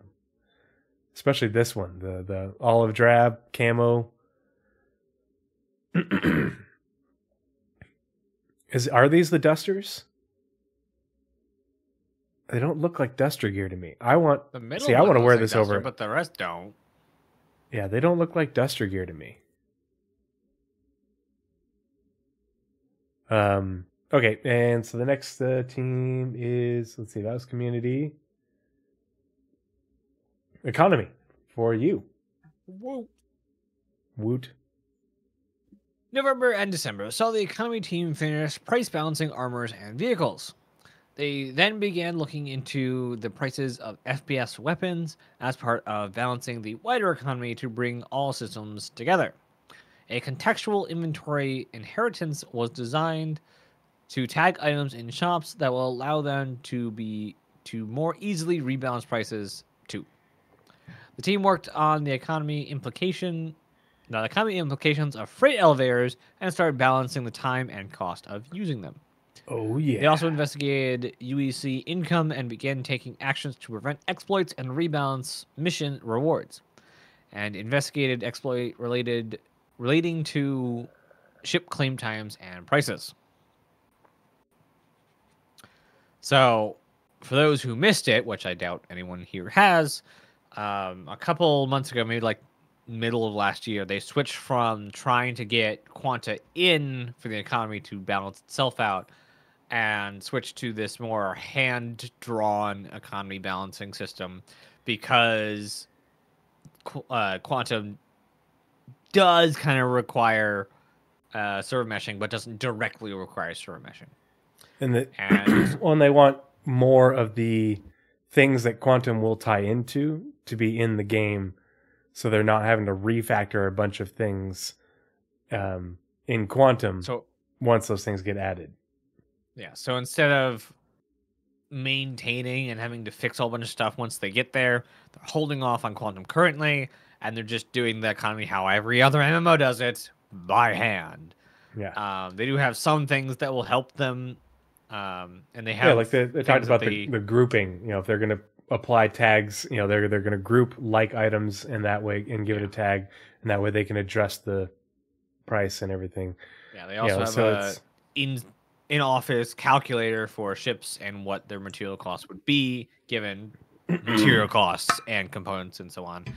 So it's a thing, and they'll do it by hand, which will give us a much better economy in the short term that is much more ready to be tampered with by Quanta when we actually do get there. Yeah, better starting point. I think that Quanta is really going to have to wait until base building comes in. And you know, I think it might be refineries and such. Building. Oh yeah, well that's what I'm saying is like after base building, you know, and after, because if you build a base and you have your own storefront or whatever, you know, and NPCs can come and buy your refined what have you, you know, that is creating a new resource node that Quanta needs to tie into, and I can see all sorts of headaches. You know, why is no one buying my stuff? Oh, it's because Quanta doesn't recognize that you exist. You know, that'd be a weird like having to like register on some like in-game like business list to like have. Oh my gosh, they could make owning a shop exactly as tedious as it should be, which is like because anyone can do it. It's gonna be just a murderous environment. You have to hire the NPCs just like we have now, who are like really rude and all that. Okay, so Arena Distribution Center. Let's see. Right, Arena Commander Feature Team. Yep. Feature Team. Arena Commander Feature Team. Throughout November and December, the Features Team focused on closing out essential refactors and polish tasks before they transition to supporting the persistent universe in a more permanent capacity. Interesting. That's an interesting statement. Because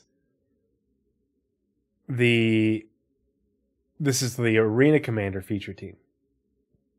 I think most of what they're talking about is being that testbed that they keep talking about, supporting the persistent universe by being that testbed and putting in the features for testing, i.e. resource management.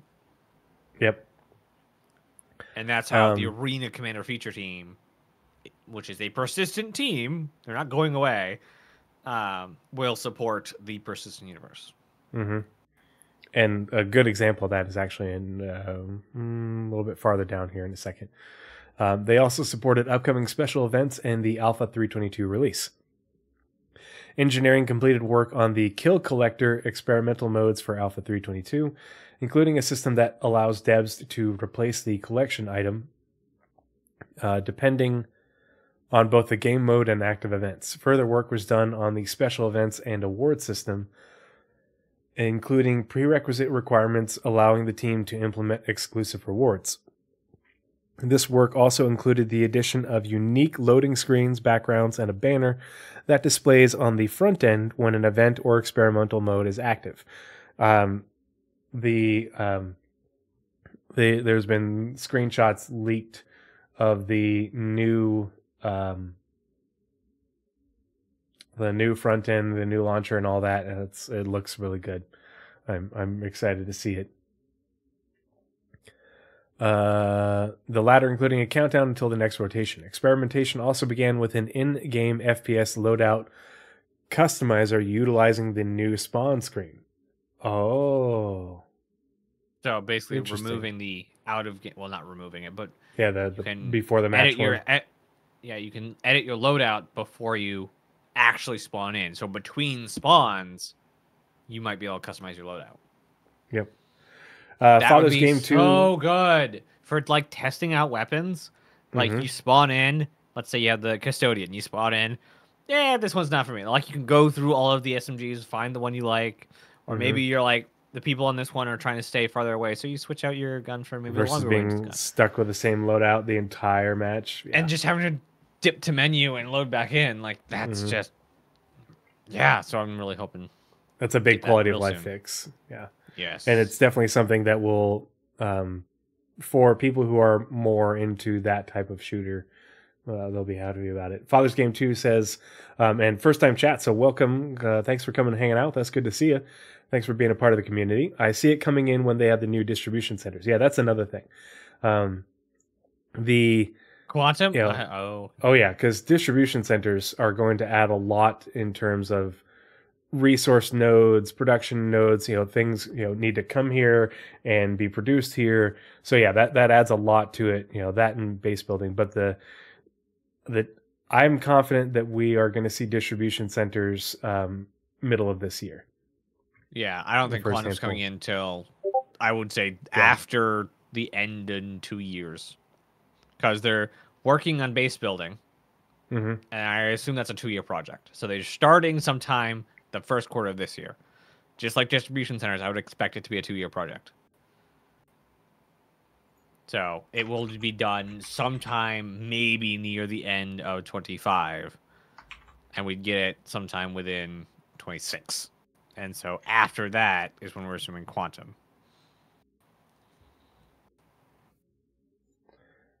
Alrighty. But yeah, no, that's a good point. Thanks for sharing. Because I'm very hyped for the distribution centers. They've shown us those first 4 in just they were basically gray box ish, and so they all look like they're on Microtech.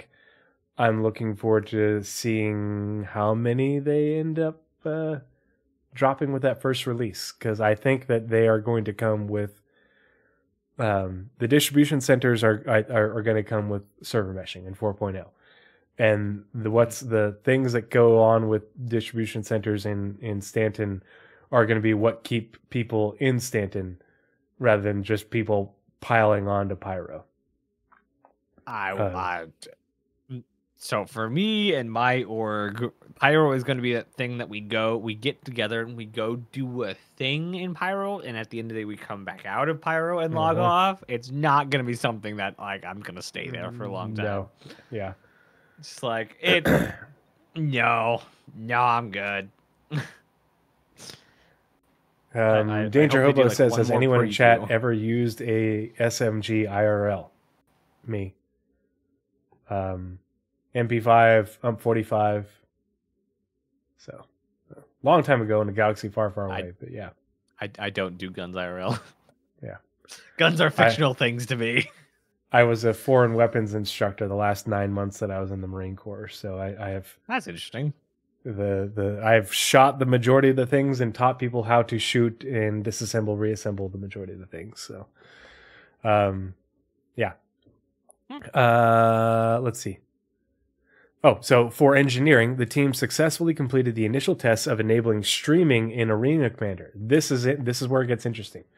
Because previously, Arena Commander, the whole thing was loaded in when whatever the match is, the whole thing. There was no streaming in and out. So this will enable them to deliver improved performance to the module. Hooray, great.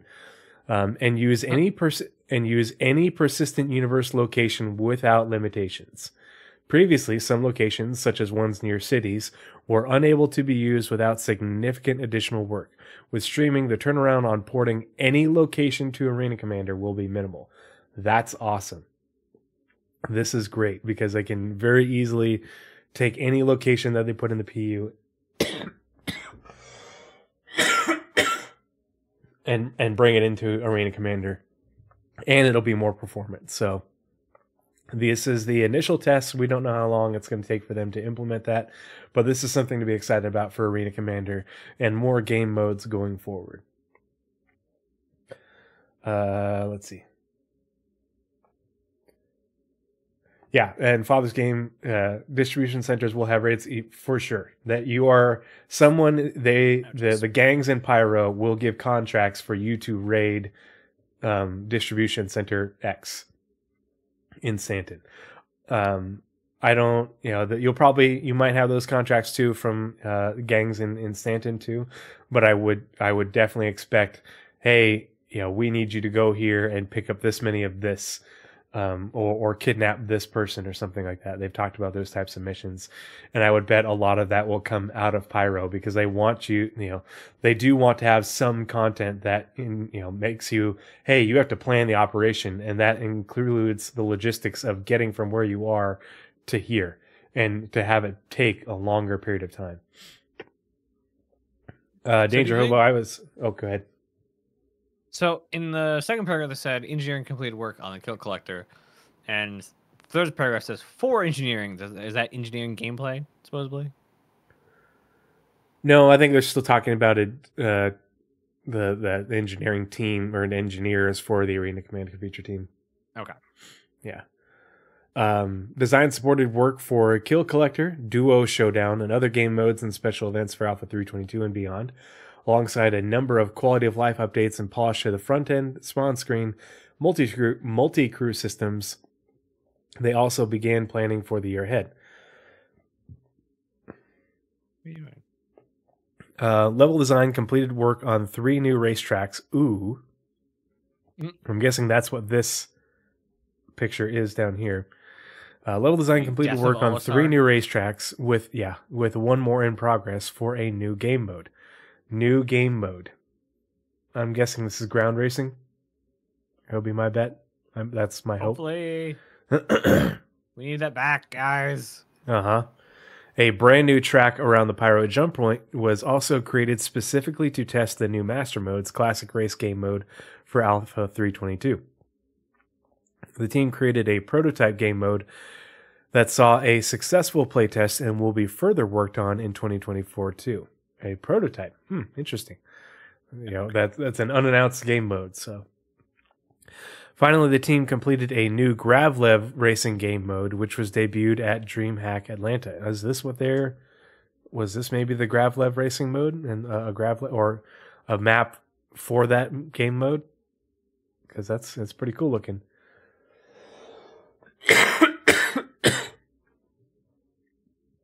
Master Modes needs a lot of work for racing. Yeah, I don't doubt that one bit, especially considering that it wasn't like the main impetus for Master Modes. Yeah. Yeah. And basically every racer basically said that the second they talked about Master Modes. Mm-hmm. So, yeah. Yep. That's it for the Arena Commander feature team. And now it's on to you for mission features. And while you're reading that, I'm going to have my headphones on. I'm going to run downstairs and grab another beer. All right. In November, the feature team began implementing a deadline system within a few missions across the verse, which will ensure missions can't be kept indefinitely if accepted players are not engaging with them.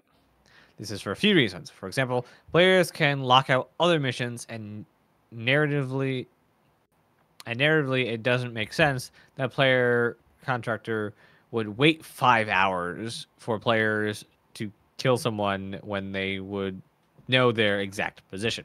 However, this is not a universally implemented system.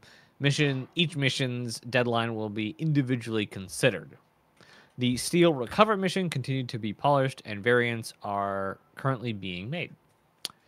The new player experience was also polished, with the team adding new parts to introduce some to the more important in-game systems. The team then turned to clearing up and polishing the existing infiltrate and defend missions. And with Data Heist's release, the team kicked off a counter mission in using one of the modular missions. Jumptown saw changes to how players engage in combat, while the journey started to make each location feel unique. In December, mission feature began prototyping a time trial foot race to utilize more of the Ledge Grab V2 feature. Finally, converting missions to use freight elevators began. For example, Blockade Runner and Xenothreat and other missions are being assessed to determine what needs to be updated to ensure they align with the new features ahead of its release. That sounds so close. That sounds like a 323 feature. Yep. I think that, and Father's Game just mentioned it in chat, freight elevators in 323, definitely. And I think Vulcan for 323 as well. But we'll get there once we get down there. Ray tracing one? Yeah. Oh man, yeah, and like all that stuff is really cool because this is like the stuff. This is the gameplay, applicable gameplay, and this team is kind of on the forefront of the stuff we actually get to do. A lot of the other teams are behind them, and so they get like the last mile. The mission feature team. So ledge grab. I'm hoping there's like a, I don't know. There's like an, I don't know, like an indoor. I'm thinking of like an indoor gym, but that's the wrong word. Like an indoor obstacle course or some type of obstacle course. It makes me think of the places that I take my kid to, because there's like 4 indoor child's gyms that we go to in that aren't far from my house, and that have all sorts of different things for kids to climb on and build and stuff. And it's just nuts to watch all these toddlers just running around screaming, going full ham on, these foam block structures. And, it's like, oh man, it's a good thing all this stuff is soft, because yeah. But, I'd like to go on my ray tracing rant again. Ray tracing is not and has never been a NVIDIA invention. Pixar was using it in their first movie when they did that. Before Toy Story 1, ray tracing existed. That's how lighting works. And so that's how they... The problem is, before NVIDIA forced the industry to do it in games, no one did it in games, because it's computationally stupid expensive. And so no one had the ability to do all the R&D needed to be able to crush that many ones and zeros in real time. When NVIDIA forced everyone to do it in real time, alongside them, there were also free options. And AMD, honestly, has been really good at keeping track with NVIDIA, seeing how this was not their plan. They were literally had ray tracing forced upon them by NVIDIA. And the fact that Intel functions at all in ray tracing is kind of amazing.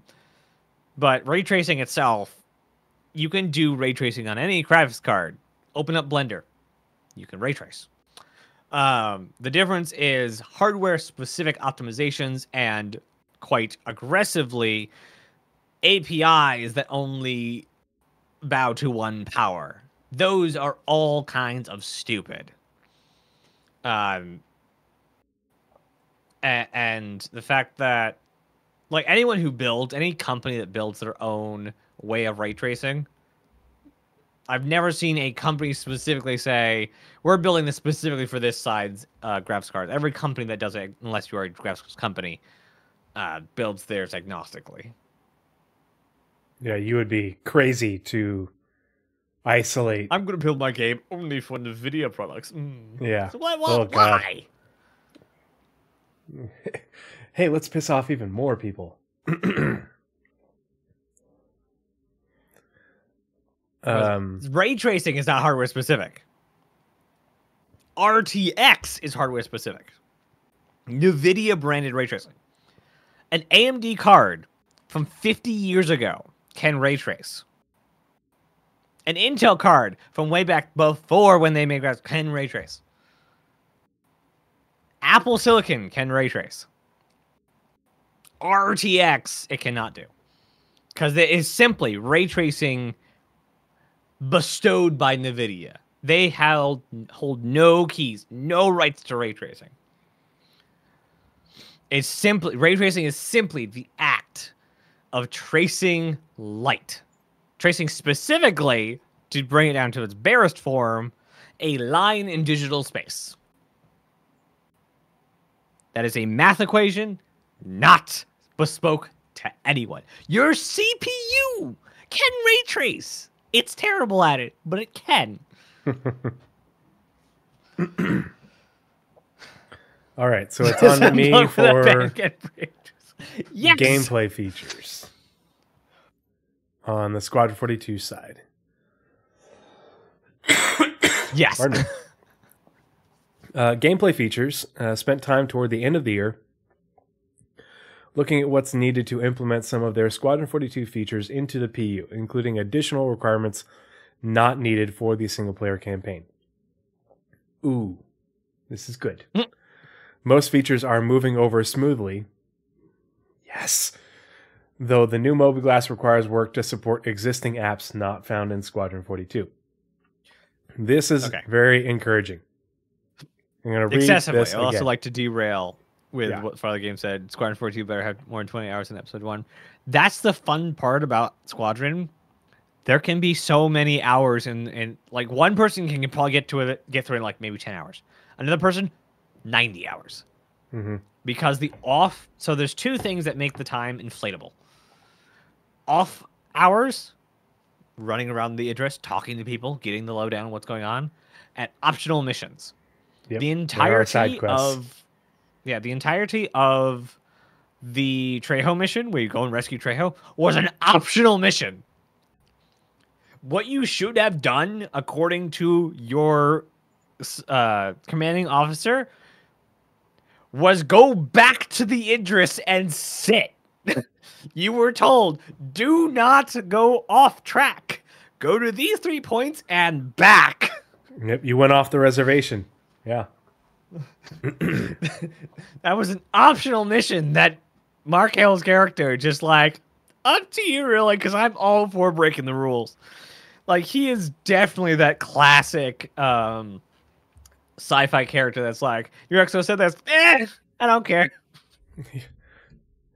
He's like, I'm not getting promoted anyway, and what are they going to do? Kick me out? You know, what are they going to do? Fire me? Yeah, it's great. I'm a living legend. Yeah. So let's repeat that statement one more time.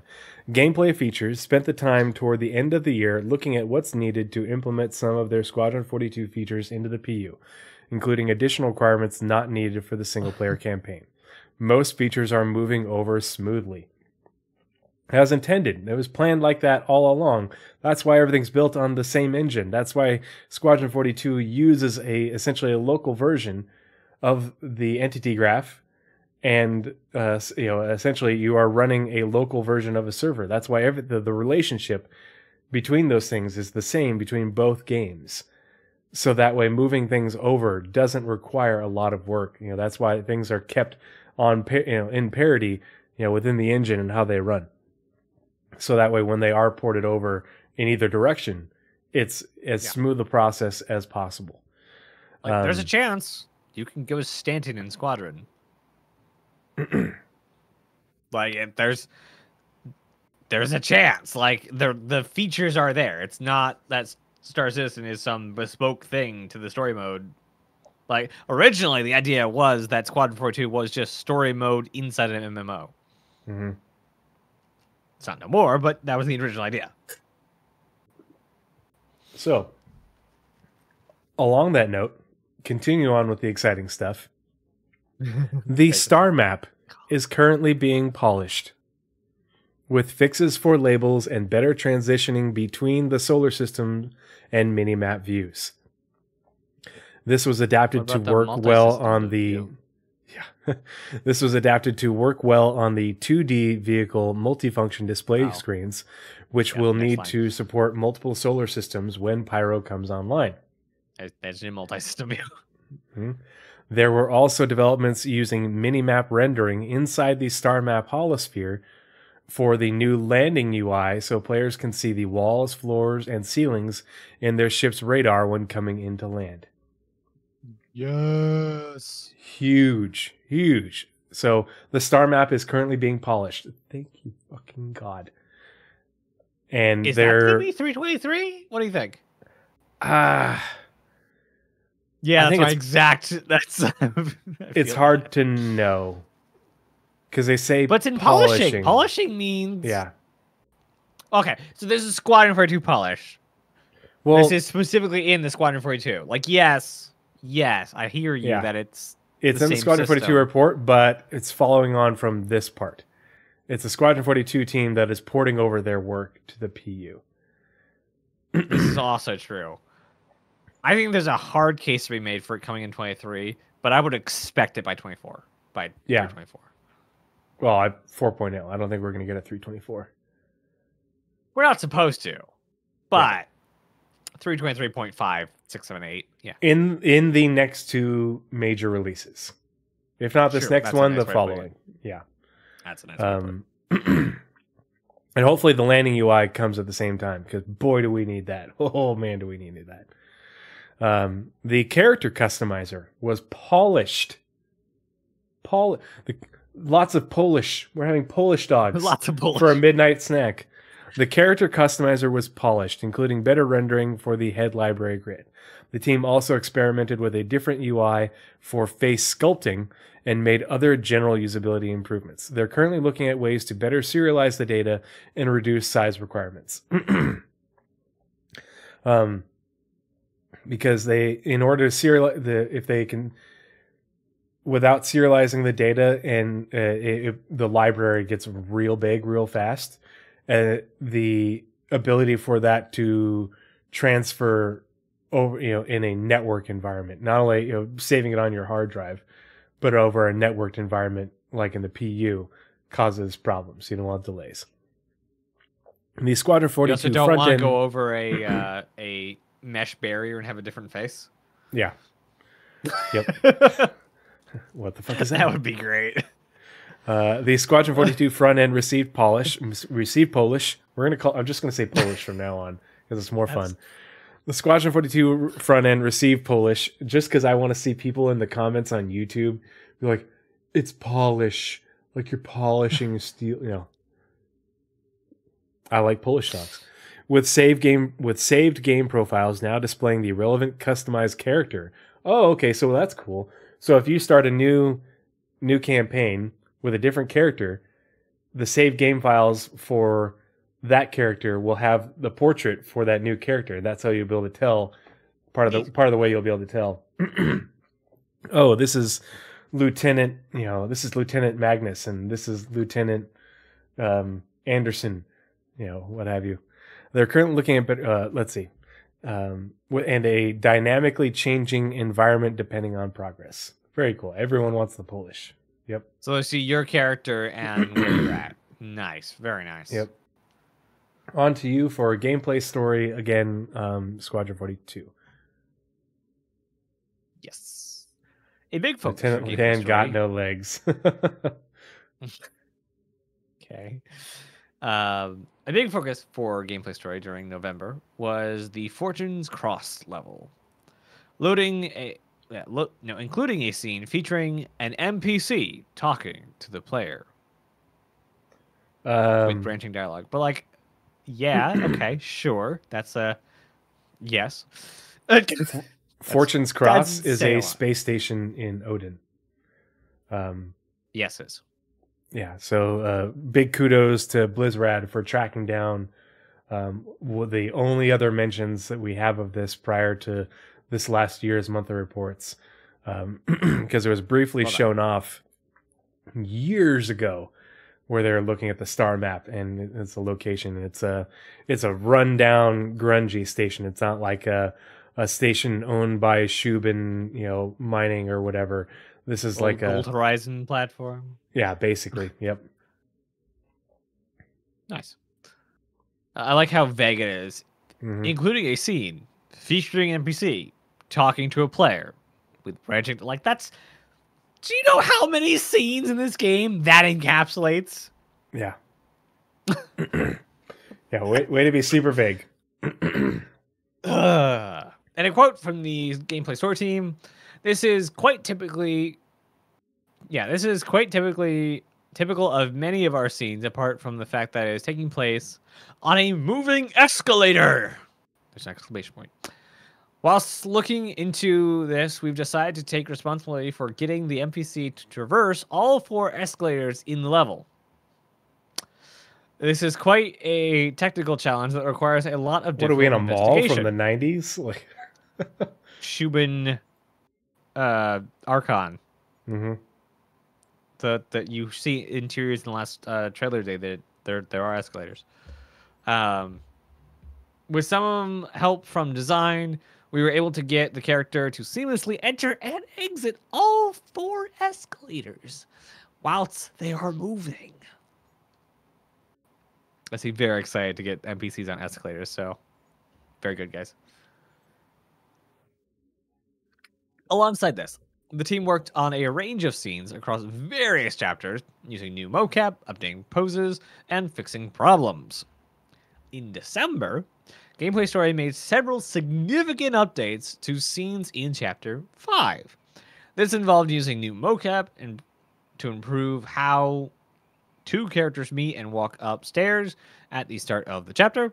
New mocap was also used to animate 4 chapters exiting a tram before 6 getting on.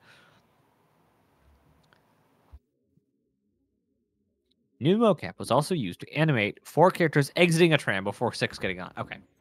Got it. Which was a challenge for timing and space, but worked well. The team also implemented a new dialogue-heavy 3-person scene in the Shubin hangar and used additional mocap to make a key character walk to and from a meeting scene in Chapter 4. Sweet. God, Lots of finishing up. I can't wait to play Squadron 42 and just not be... Just take it in. Not have the whole thing be so goddamn nebulous. Yeah. Like, just wait till I start talking about Chapter 2. We're doing a thing with some stuff, because they're going to have to be, like, double nebulous, because you know all the Squadron 42 Episode 1 stuff. Yep. So if they, like, reference anything, they're like, that's this thing here.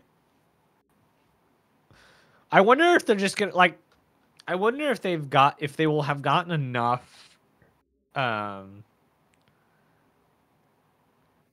reputation or whatever from server meshing and Squadron 42 Episode 1 coming out that they basically don't say a whole lot of Episode 2. They just kind of like, yeah, we're working on it.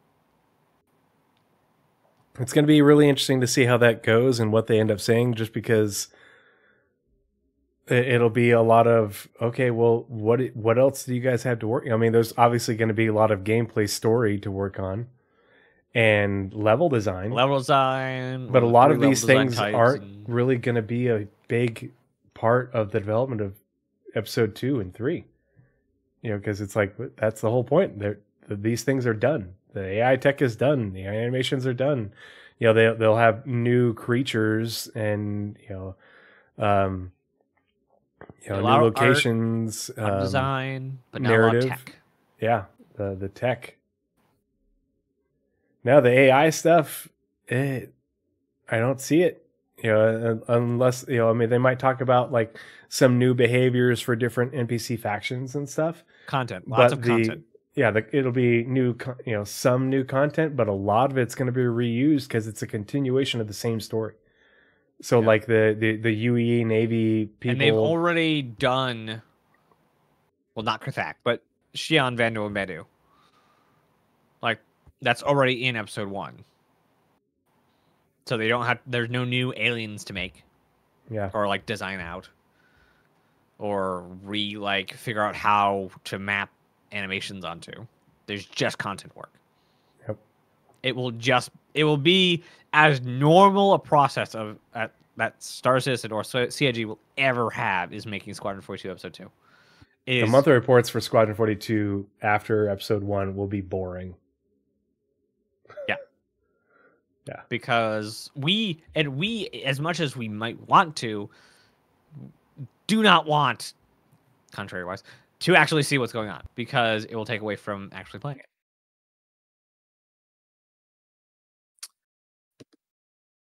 All right.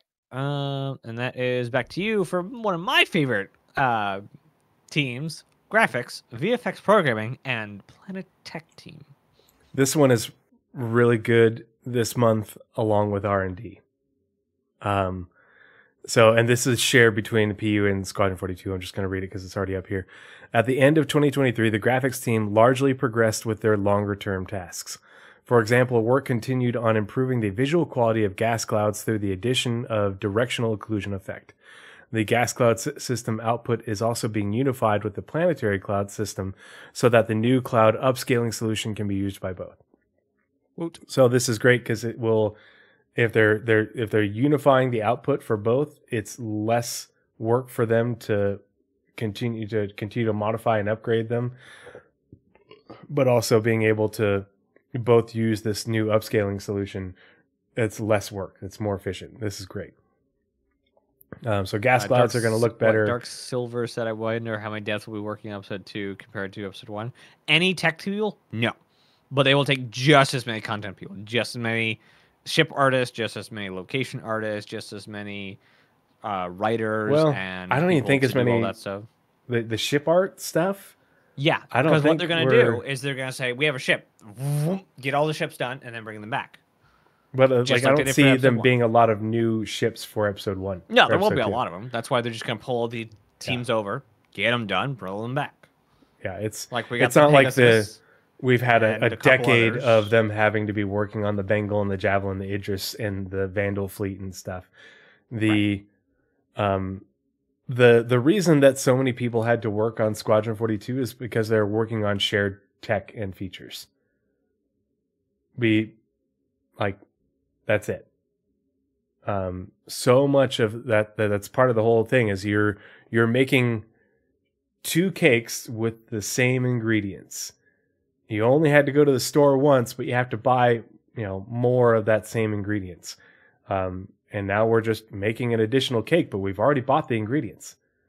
We already have a whole pound of freaking flour and a whole giant jug of frosting and stuff. You don't have to make another trip. The oven's already warm. The process continues. It's not a great analogy, but the CIG backlog on ships is not that long. We did a giant podcast on that. Yeah, CIG. Calling it a 20-year backlog is severely disingenuous. Yeah, because they've put out ships just because they talked about a ship 20 years ago, or not 20 years ago, because again, only been working on it for like 11 years. But they never planned on putting it out back when they talked about it. So it's not 20 years late, 11 years late.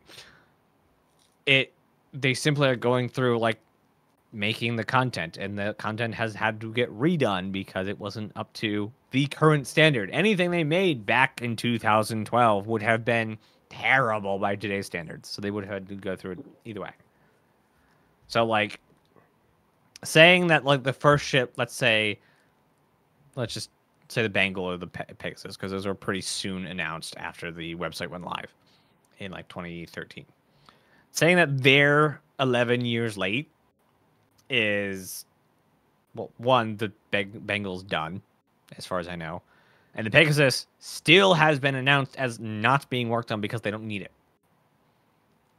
But we had dozens of ships in the interim that they planned on, that they did, that they concepted and put out into the game that have moved the game forward.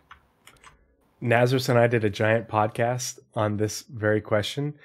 And then in the last year, CIG has straight up confirmed everything that we said in the podcast that they were doing. The link is in the chat. The Spectrum Pulse for that podcast. And it was called I think we just the vehicle pipeline and the backlog of ships. Yeah. I think we discussed that was not a white box, that was a concept mesh. White box is much different. Now the concept phase for ships includes the white box, but didn't then. Mm-hmm. That is specifically a concept mesh. I think we actually talked about the family premise that they announced at this CitizenCon. Like we view more ships as like in families, so we'll get like the Polaris, Galaxy, Perseus, and we're going to keep doing ships in a row like that to train up people and to get them out faster. I'm pretty sure we talked about that in that video. Asymmetrical Pegasus is still real. It's still the same ship. It was white and it was nothing's changed. I'm at the point with the Pegasus. I don't care. I'm really, you like the Blizzard and Othmion want that Pegasus. Sure, they can have that Pegasus. I want the escort carrier we saw in the Squadron 42 trailer. That's great. That. That's another escort carrier. We can have both. we can have our cake and we can eat it too. We can have two different types of cake. We can have a cake or that's in a white box and use the giant size down torpedoes a cake in a gray box. Too. Yeah.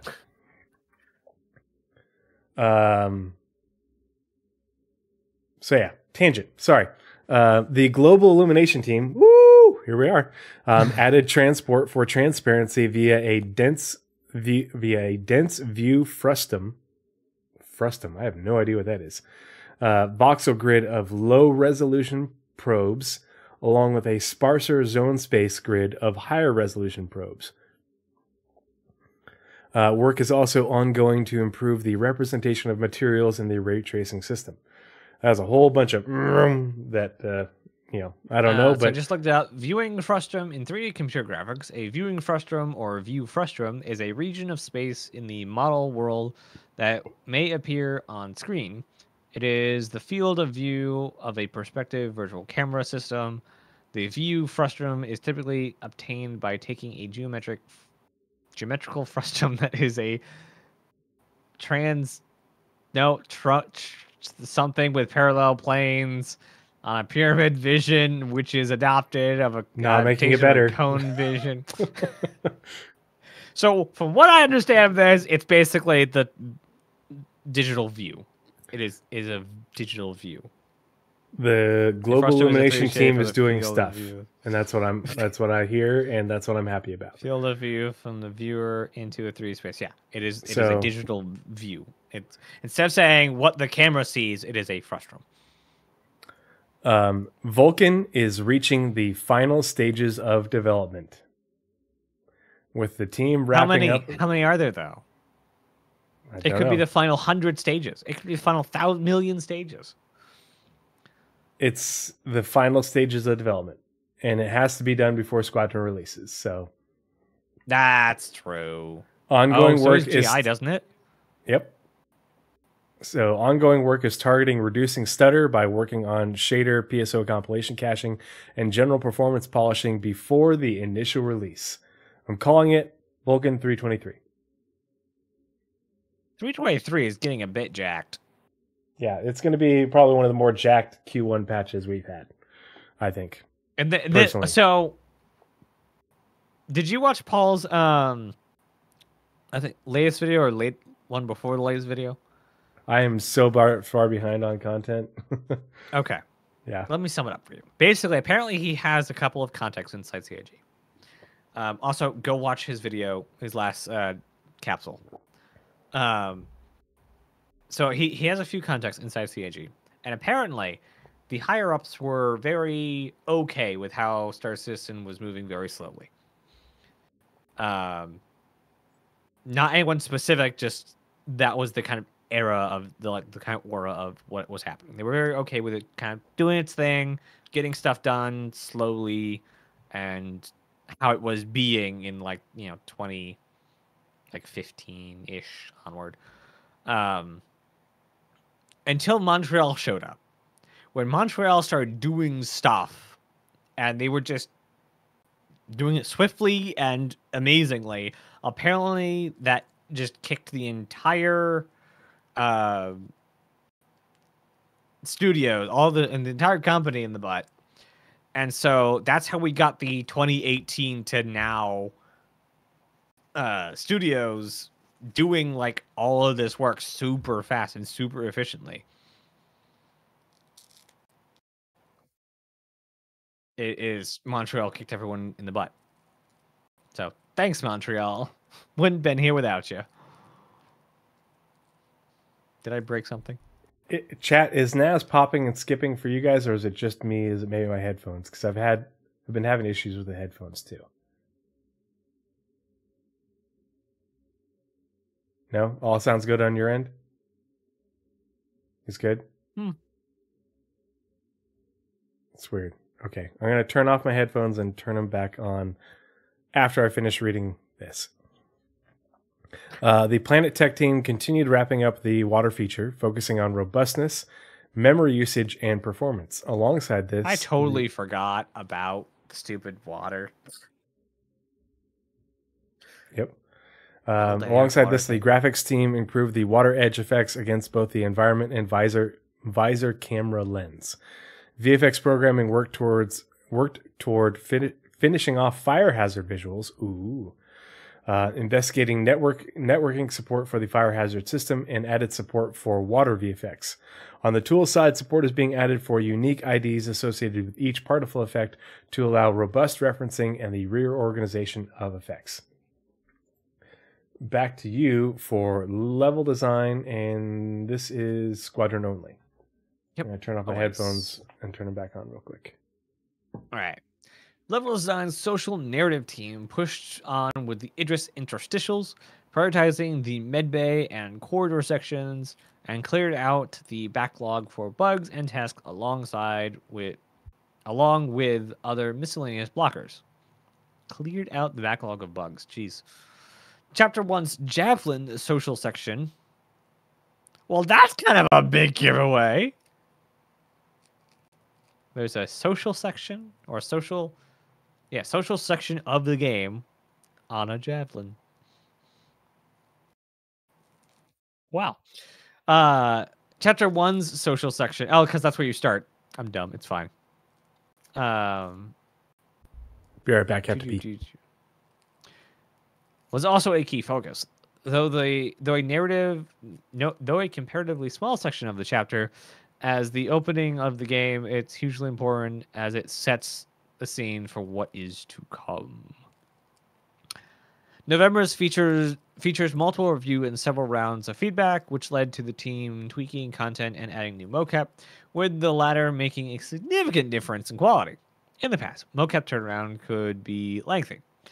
However, thanks to the new on-site studio, content can be in-game within a matter of days. Chapter 4 was also a focus, which involved an NPC leading the player through the social area of a rundown stopover station. There was also a concerted push on Archon Station, which was hundreds of background crew going about their daily business. This involved collaborating with the AI team, or AI content team, who have been striving to make the AI in these sections as convincing as possible.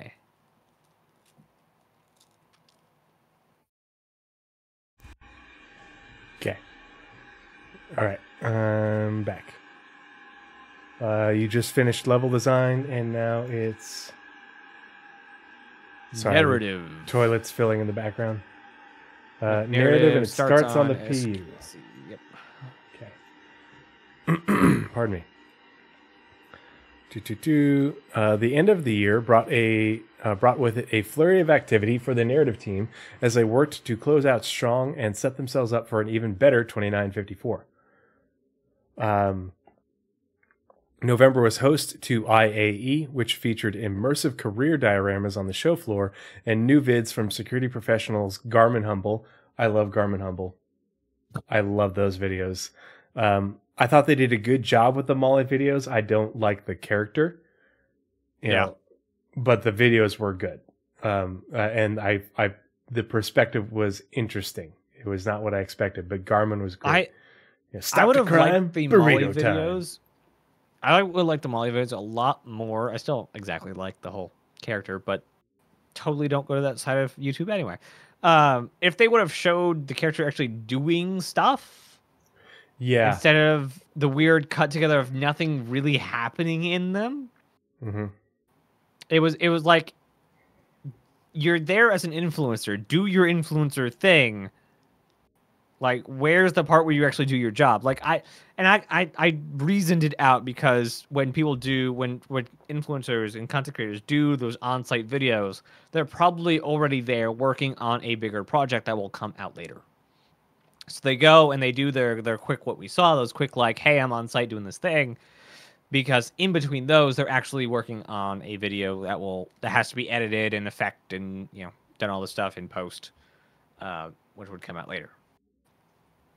So, like, I reasoned in it, but, like, it would have been nice to actually, like, have her doing her job. But Garmin Humble is the best. Give more Garmin Humble. 100%. But it makes, so the... Garmin Humble's paid off by so this was for IAE. I really hope they come back with next IAE with more of these, but different people, different sort of character backgrounds. Yeah, we've got a security professional and a social media influencer. Yeah, Jax. Well, I mean, we're definitely going to get more Jax eventually, but I think that more of these would be great. I'd love to see these from different professional backgrounds because it's IAE, so there's a lot of industry ships. So like, maybe Jax goes with Jimmy and they catch a ride on a reclaimer and they talk to reclaimer crew and watch them work, mining crews, what have you, all that sort of stuff. I think that would be super cool. I forgot that Apollo is supposed to be out this year too. Oh God, yeah, the medic. Well, and so it was in one of the crap. Quark. No, God, man. Yeah, Quark. Sorry, somebody asked the Gree guy, and yeah, Quark.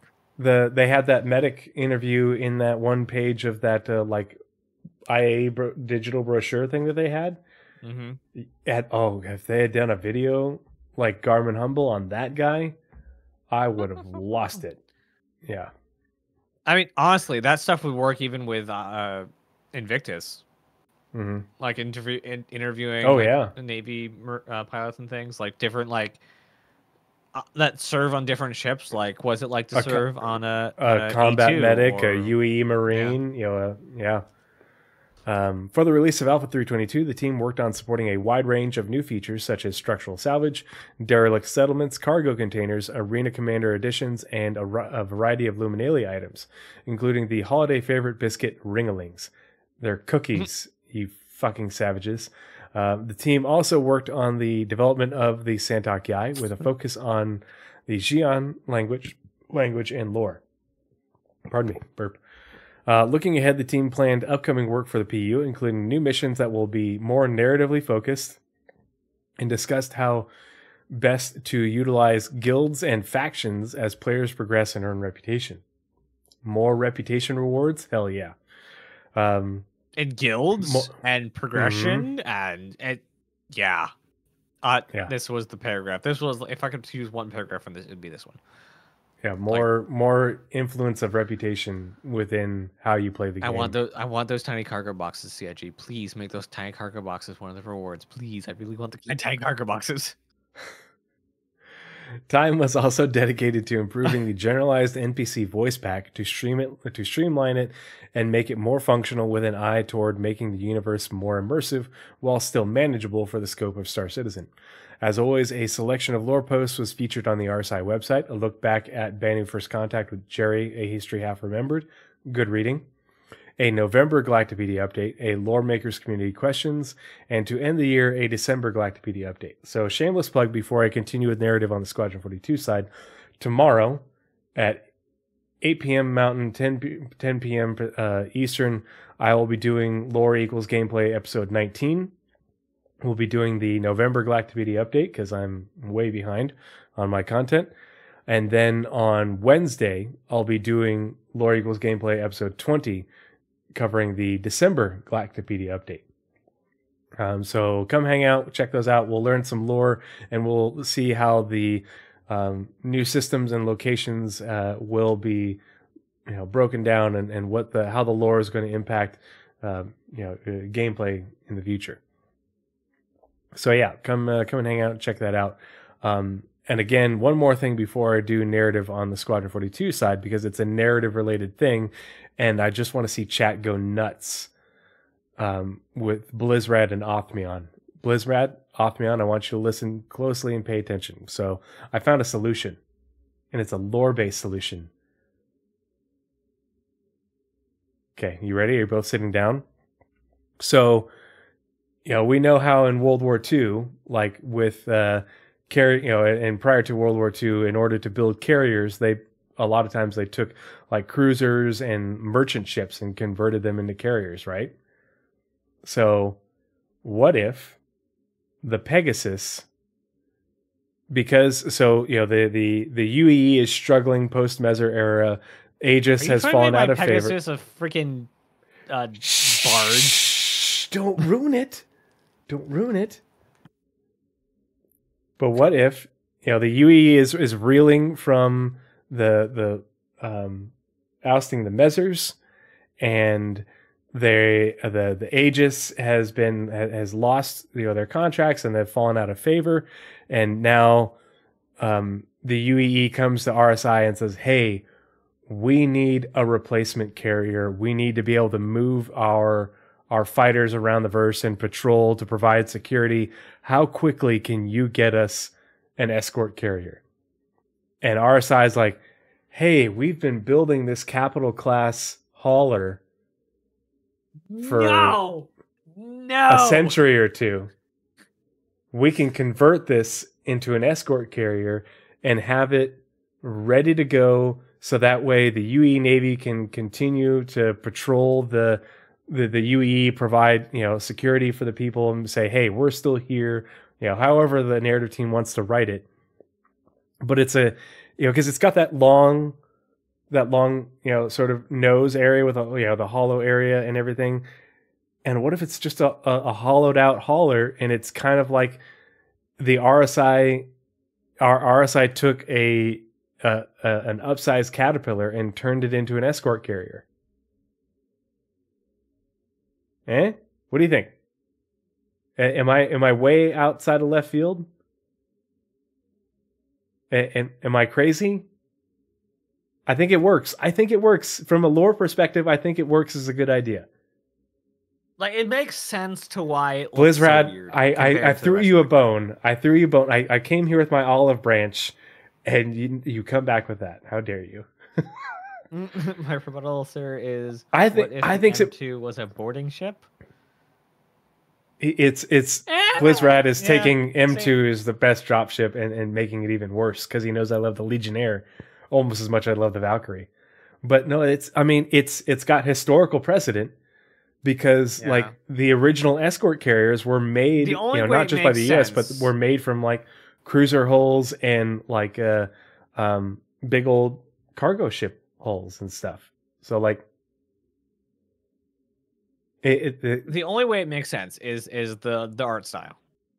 It's nothing like anything RSI does. Exactly. Yeah, this is a ship that RSI has been making for, I don't know, a century or 2 centuries, and that also builds upon the whole idea that RSI has been building industrial capital ships like the Orion and like whatever, name you want to ascribe to the hauler version of said Pegasus, then that helps to reinforce that lore that says RSI already has the infrastructure to build ships this big.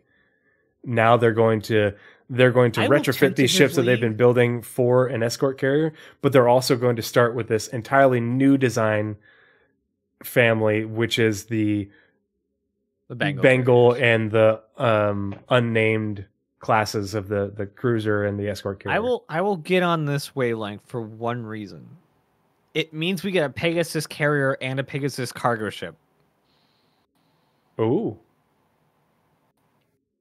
And Othman, you make a good point, because I think I can get behind that too, because the OG Pegasus is big.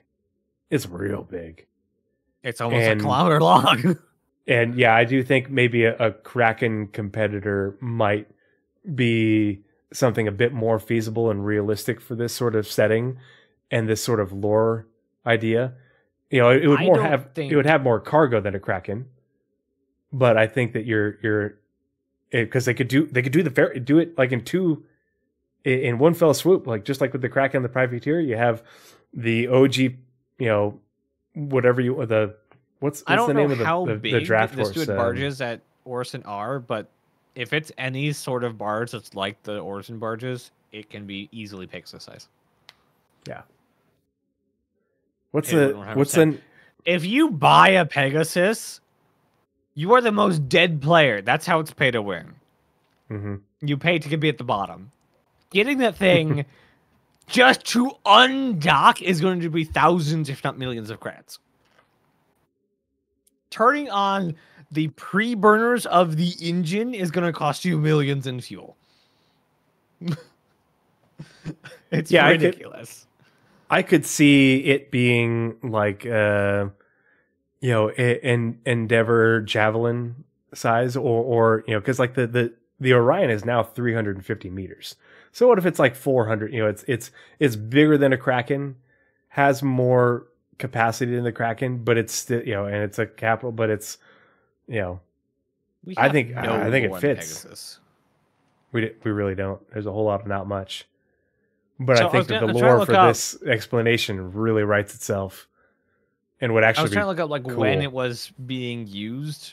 Is it a pre or post Messer thing? Because I don't know if he's just doing the top end stuff. I think Javelin is as high as it goes. No, they must have, but we just. Well, is it the Bengal and the Retribution? It's all post Messer. Like a bunch of different people. It's RSI is like the header, yeah.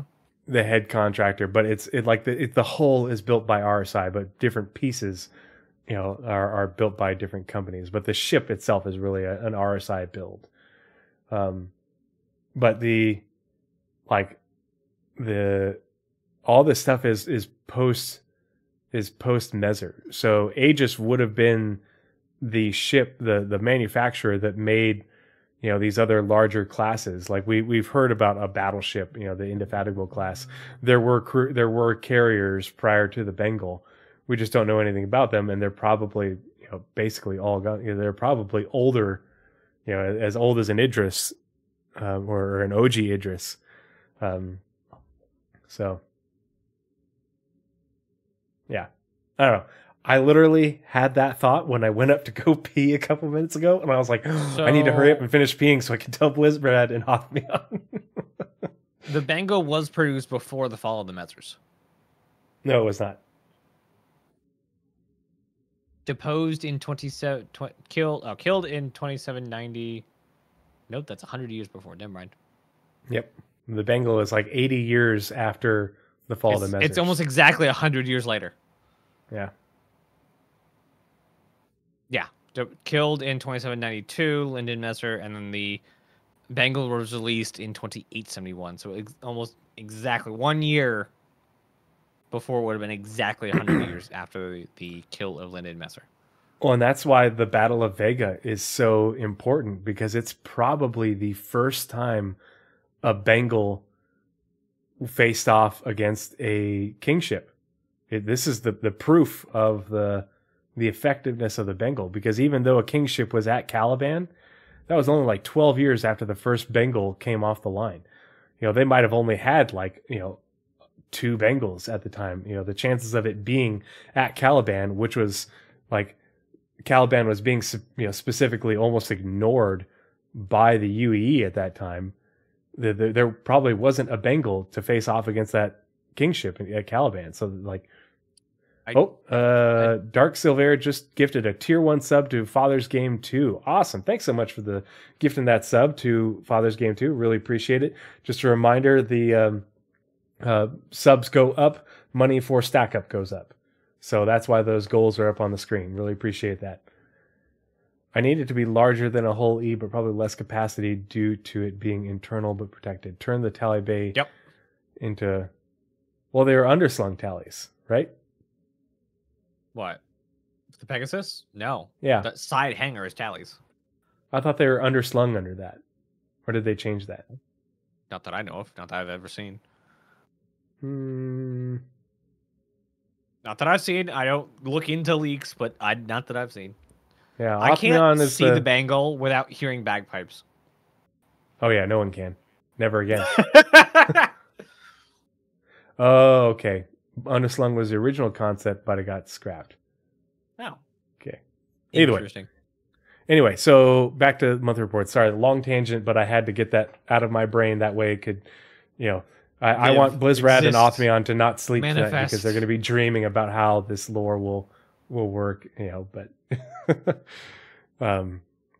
Okay, so narrative Squadron 42. Toward the end of a busy year on Squadron 42's development, the narrative team continued to support the editorial selects for content shot in the summer and fall.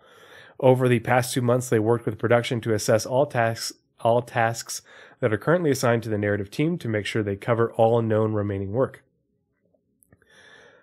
These tasks might change based on continued development, but this process allows the team to figure out what they can jump into in 2024. The team also revised the script treatment to reflect any changes in the flow since the latest version. Narrative continued to define the collectibles that will be scattered throughout the systems. Collectibles. Yay, Loot Goblin. I'm going to put this in this pocket and this in that pocket. Some of these are a little more involved than others, but the team synced with design and art to understand the number and placement of the various objects. As more and more content makes its way into the game, reviews of the various levels with the other teams will be important to make sure the intended tone is coming through. The social teams have been focused on the larger social areas lately to make sure they feel populated and alive. Danger Hobo says, have you ever witnessed anyone getting a stack up? No, it's not for Wounded Warriors. The stack up sends supply crates to people who are deployed now on active duty and veterans, to get them playing video games and connecting with other gamers. But every time they send out a supply crate, they take pictures and they write an article and they post it on their webpage and their social media. And one of their reps reached out to me and she told me that when they have a little bit of a backlog, but once the supply crate that goes out that I sponsored happens, I will get notified and a link to the article sent to me. So once that happens, then you guys will see it. So hopefully it doesn't take too long, but so yeah, that's narratives for Squadron 42, and back to you for R&D. This is a good one on the PU. Yeah. Yep, only PU, which is weird because it's R&D. So yeah, wouldn't it be both? Yeah, wouldn't you? Anyway, in November and December, the R&D team spent a significant amount of time in the temporal renderer mode for atmospheric clouds, or atmosphere and clouds. As a result, the first WIP version of the advanced history rejection, as well as refined disocclusion detection and preparation of delayed motion vectors was submitted. Wow, that's a lot of tech. More research went into the upsampling and history blend process to achieve higher detailed results that match the reference full resolution render output as much as possible. It sounds like they're doing the crap that they do at NVIDIA, which is like making actually good graphic technology. It's insane. It's great. I love it. Let's see. For ground fog, experimental support for fog density maps was added and is currently in review with TechArt, which comes in the next one. The signal encoding and reconstruction code for volumetric cloud shadows received a fix to minimize ringing artifacts, occasionally visible in areas where attenuated sunlight first hits the clouds. The atmosphere light path received refined irradiance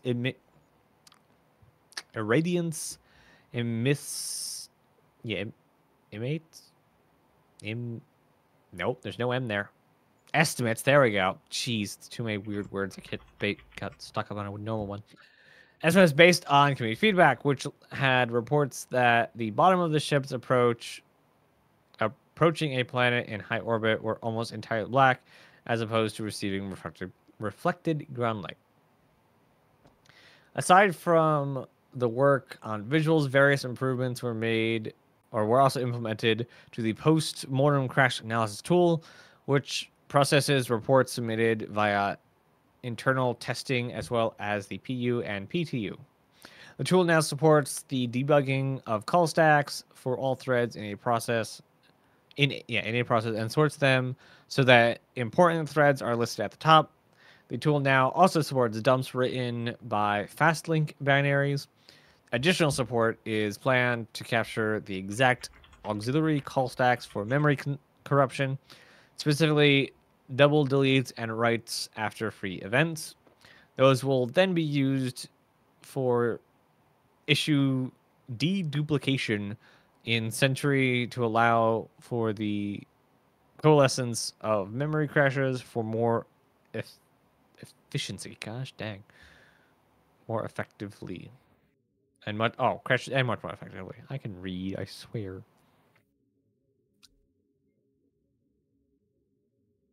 Not much there's a whole lot of cool R&D stuff. Like, there's a lot there, but like, I don't know how to like break that up in any like meaningful way. So unless you got anything else to say, tech art and animation with Tree. Yeah, it's the R&D is a lot of it's complicated, but it's good. Oops. Definitely a barometer on where they're going. That's not how that barometers work, but yeah. A foreshadowing of where they're going. See, that works. Well, and it's the big part that's impactful to me is the both in the R&D, but also in the graphics. They talk about all the work going on for atmospheres and clouds, and so the fact that they're continuing to work on things, they're continuing to get these looking better. They're working on the artifacting and how that's going to work. It's exciting. So let's see, it was Tech Art Animation, and that's shared. So we're right there. So Tech Art Animation, the technical animation team spent the end of the year on deliverables for the content teams across both projects. These include an outfit manager that will pull together a full set of assets for any character outfit in-game, which will help the animation teams author specific content. Previously missing from the pipeline, physics proxy tools creation was added for an intuitive and streamlined way to create physicalized skeletons in Maya. An animation events editor was also added to keep audio linked to animations across projects. New ADB diff tools also help the devs track and diagnose problems with complex XML format files that need historical context to be useful. A replacement for a very old tool set that validates content being exported from Maya was created. We're now in a position to add to the tests and potentially change some low-level paradigms to enable exploration of new pipeline possibilities. Cool. Neat. Additionally, Tech Animation authored and fixed more head assets, refined existing pipelines, continued developing engine animation systems, and ideated on additional ways to help them approach Gold Master. that's the part I'm like, Goldmaster? I don't know what that means. Depends on what they're talking about. I don't know. Specifically for the PU, the team spent time authoring new creatures. So more work on creatures. We're going to see creatures soon. I hope it's sooner rather than later. I'm very curious to see what they've been working on because they've been teasing us with it for ages. The fact that they've had the Kazi Grazer on planet. Yeah, it's got to be moving. soon. Like, they've talked about how they're using the navigation mesh for them. I wonder what's holding them back currently. Like, I don't know. What part of the Kazi Grazer wasn't or isn't working right now? Yeah, what more do they want it to do? Like, you're not getting crafting in the first version of Animal. You're just not going to happen. What? No, I want to go collect the eggs from the Kazi Grazer, and I want to go out back and milk my chocobos, and because that's what they have to do. If the Kazi Grazer lays eggs, we need to get a chicken that you milk. Some sort of ostrich with teats. Grazers, though? I don't know. I don't think so. I thought it was just they laid little egg things, and because I always said that I was cows for everything. Have two of them, and they're going to be named Steak and Eggs. Yeah. Aircrafting, it's just the only Vulture and Reclaimer. Yeah. Back to you and that's for not VFX. Real crafting. That's just a in between, and I hate it. Yeah. Last one, VFX. So on the Star Citizen side, during November and December, the VFX team worked on structural salvage effects for the Drake Vulture and Aegis Redeemer or Reclaimer. They also provided effects support for new locations and existing locations reworks, including several new derelicts and Raphael. Oh, nope, that's Repel. Not Raphael. Repel, I can read, I swear. A rather hellish environment with the ground literally burning. Vehicle effect support was provided too. So existing location reworks, including several new... a derelict outpost? Yeah, new derelicts. And is Repel the name of a derelict an outpost that I haven't been to? Okay. Yeah. Yep. Yeah, I'm pretty sure Repel is also in... I think... Is Repel the one they use for...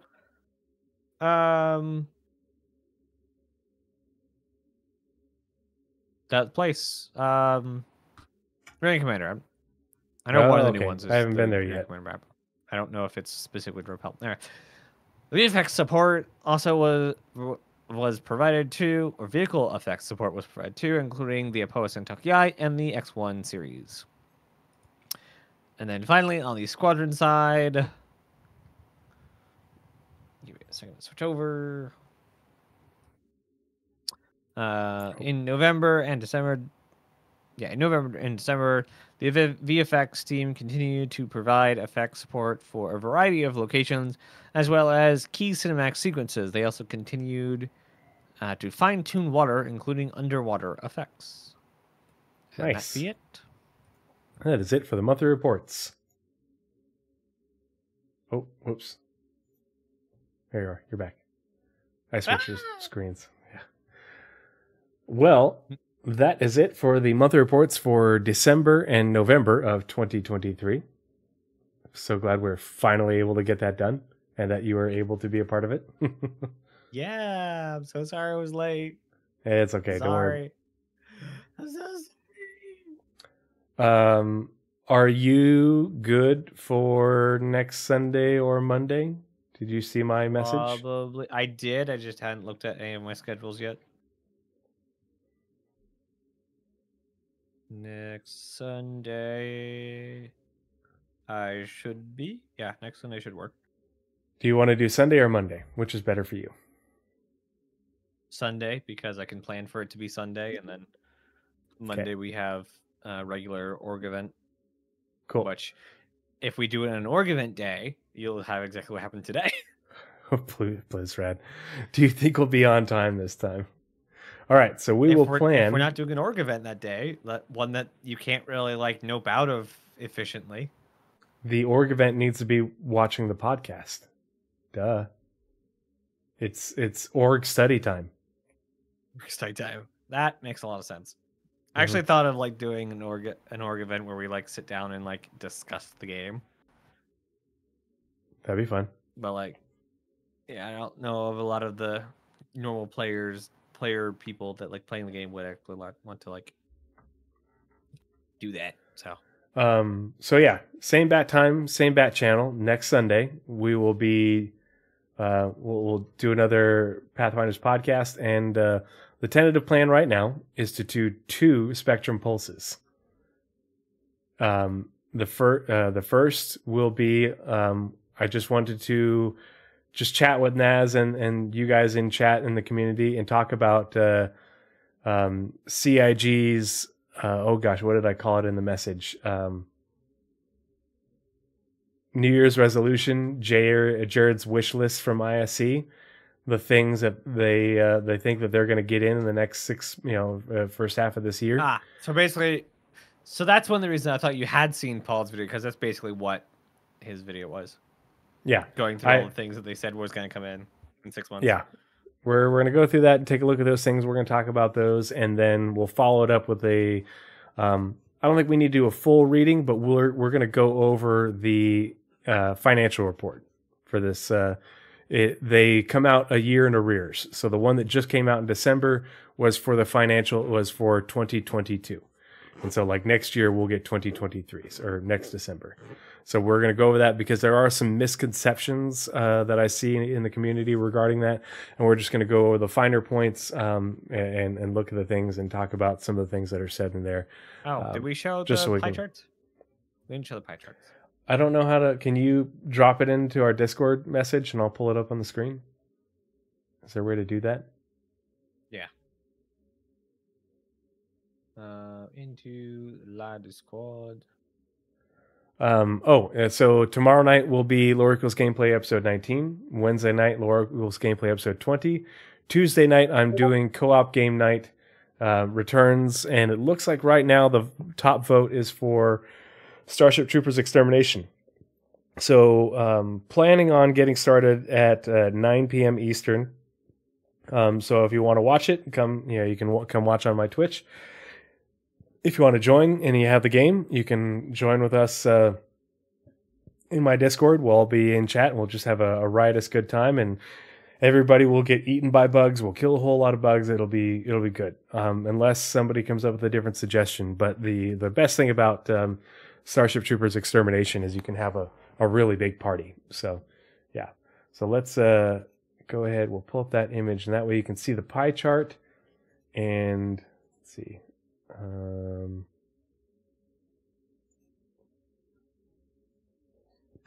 Here's the first one, and then actually, if you want to do them in reverse order, it makes more sense. The one with 2 there colors. you go. And Naz can quickly explain that, and then we'll sign off for the evening. It's not switched over yet. On the right, yeah. There we go. There we go. All right, so this is basically how many characters, how many letters are in each of the reports. So obviously the Star System one is way bigger. So I was saying the Squadron 4 report this month was really, really small. The actual numbers here, it was only 37%, where the Star System was 60%, so almost twice as big. So if we move to the 3-1. Okay, so this one is how much of all the reports was only Star Citizen, only Squadron 42, and both shared. So this makes the Squadron 4 or the Star Citizen one even bigger and the Squadron 42 one even smaller. So where all of Star Citizen is actually, well, obviously still can't be more than the 60% but a lot of the stuff, a lot of the work is being. Most of the work is on Star Citizen, with some of the work being shared and very little, respectively, on Squadron. So we're getting a lot of most of the more than 90% or 90% of the companies working on Squadron, and that's why I started doing these. Because no, Yeah, it's a lie. It's not true. All right, it is very much a lie. Naz, you have any closing comments? Anything you want to announce before we head on out? I'm still working on my attempt to make streaming, and I say videos, but I'm not really making videos currently. I'm trying, but it's a very slow and arduous process for me. Working on my plan to make streaming a more of an actual job, trying to get $500 a month consistently by October. And I stream every Tuesday, Wednesday, Thursday, Friday. No, Tuesday, Wednesday, Friday, Saturday, and normally Sunday. But for Sundays, we have podcasts. We do this at 8 p.m. EST. And we do Star Citizen, Space Engineers, and we dabble in other things, game dev and stuff like that. So Tuesday, we're either doing Space Engineers or game dev. I haven't decided which. It's kind of a random what we actually do because scheduling has not worked so far for trying to figure out what we're going to be doing. It's been good so far. I'm still working on a giant... it normally exclamation point, but yeah. Oh yeah, I don't have those things built in. I'm bad. It should be a built-in thing anyway. I don't know. Is it? Huh. I thought they were just Twitch commands. Guess not. I need to work on that. Yeah. Yeah, just drop your link in chat. I will attempt. So yeah, we do some stuff. We also might do a little bit more Dreams, PS4 Dreams. They have a nice train game. I want to work in some more VR stuff, but we'll see what happens. Oh yeah, because I thought it was a normal Twitch thing. But yeah, just kind of chugging along, having a lot of fun doing it too, and we've got a lot of Star Citizen stuff planned soonish here. Not a lot to talk about content creation. It's just been kind of where we are, and we're still me and my brother and a friend hopefully are still planning on going to CitizenCon. So basically helping out my channel helps me get CitizenCon. So right on. Because like if I'm making in the middle of the year what I'm making now, I'm not going to CitizenCon because I don't have any money right now. So that's fun. England, yes, Manchester, England. That's where it is. In the Squadron 42 offices in Manchester. Well, that's all I got. It's time for us to sign off. Thank you to everybody who subbed this evening, and thank you for everybody who showed up and came and hung out. I thought they haven't confirmed, right? Not in a super publicly form, but literally Chris Roberts said it. So like, yeah, we'll see. I won't be going, but yeah. Alrighty, well, 07s everyone. Thanks for coming and hanging out. Really appreciate the interaction in chat. Love seeing you guys, and being able to interact with all you guys. Really glad, Nazeris, that you could make it and that you didn't get eaten by a wombat. And looking forward to next weekend. Come and hang out tomorrow night, Tuesday night, Wednesday night. I'll be here, and we'll be back next Sunday with more good Star Citizen development. And I don't know if I'm going to have a chance to stream Star Citizen this next week, just because if I'm going to, I like to usually have a few free hours to do it. And I have drill Thursday through, I'm flying during the day on Tuesday, but then I have drill Thursday through Sunday. So I'll be pretty busy during the days and I have to wake up early in the morning. But well, if you want some company maybe next time, Yeah, no, absolutely. And next time we stream some Star Citizen. It probably not this week, but the following week I should be pretty wide open and I should be able to do, because I have yet to do the retrieve consignment missions and I've been wanting to try those forever. So yeah, we'll make it. I've not done basically anything new in this patch except for Siege of Orson. Yeah. All right. Oh gosh, I almost forgot. Suggestions for a raid. Yes. before we got to pass the level Angry on. PC Tech or is streaming, and basically that's the only person I have currently playing Star Citizen. Any other suggestions? Angry PC Tech. There we go. We will raid them. Send them some love. What? Ask him Looks what like he's he's looking printing. at he looks like he's looking. It looks like the Pioneer. Let's go check out what they're doing. All right. Oh, Pioneer stuff. Cheers. Goodbye. Starting the raid. Bye.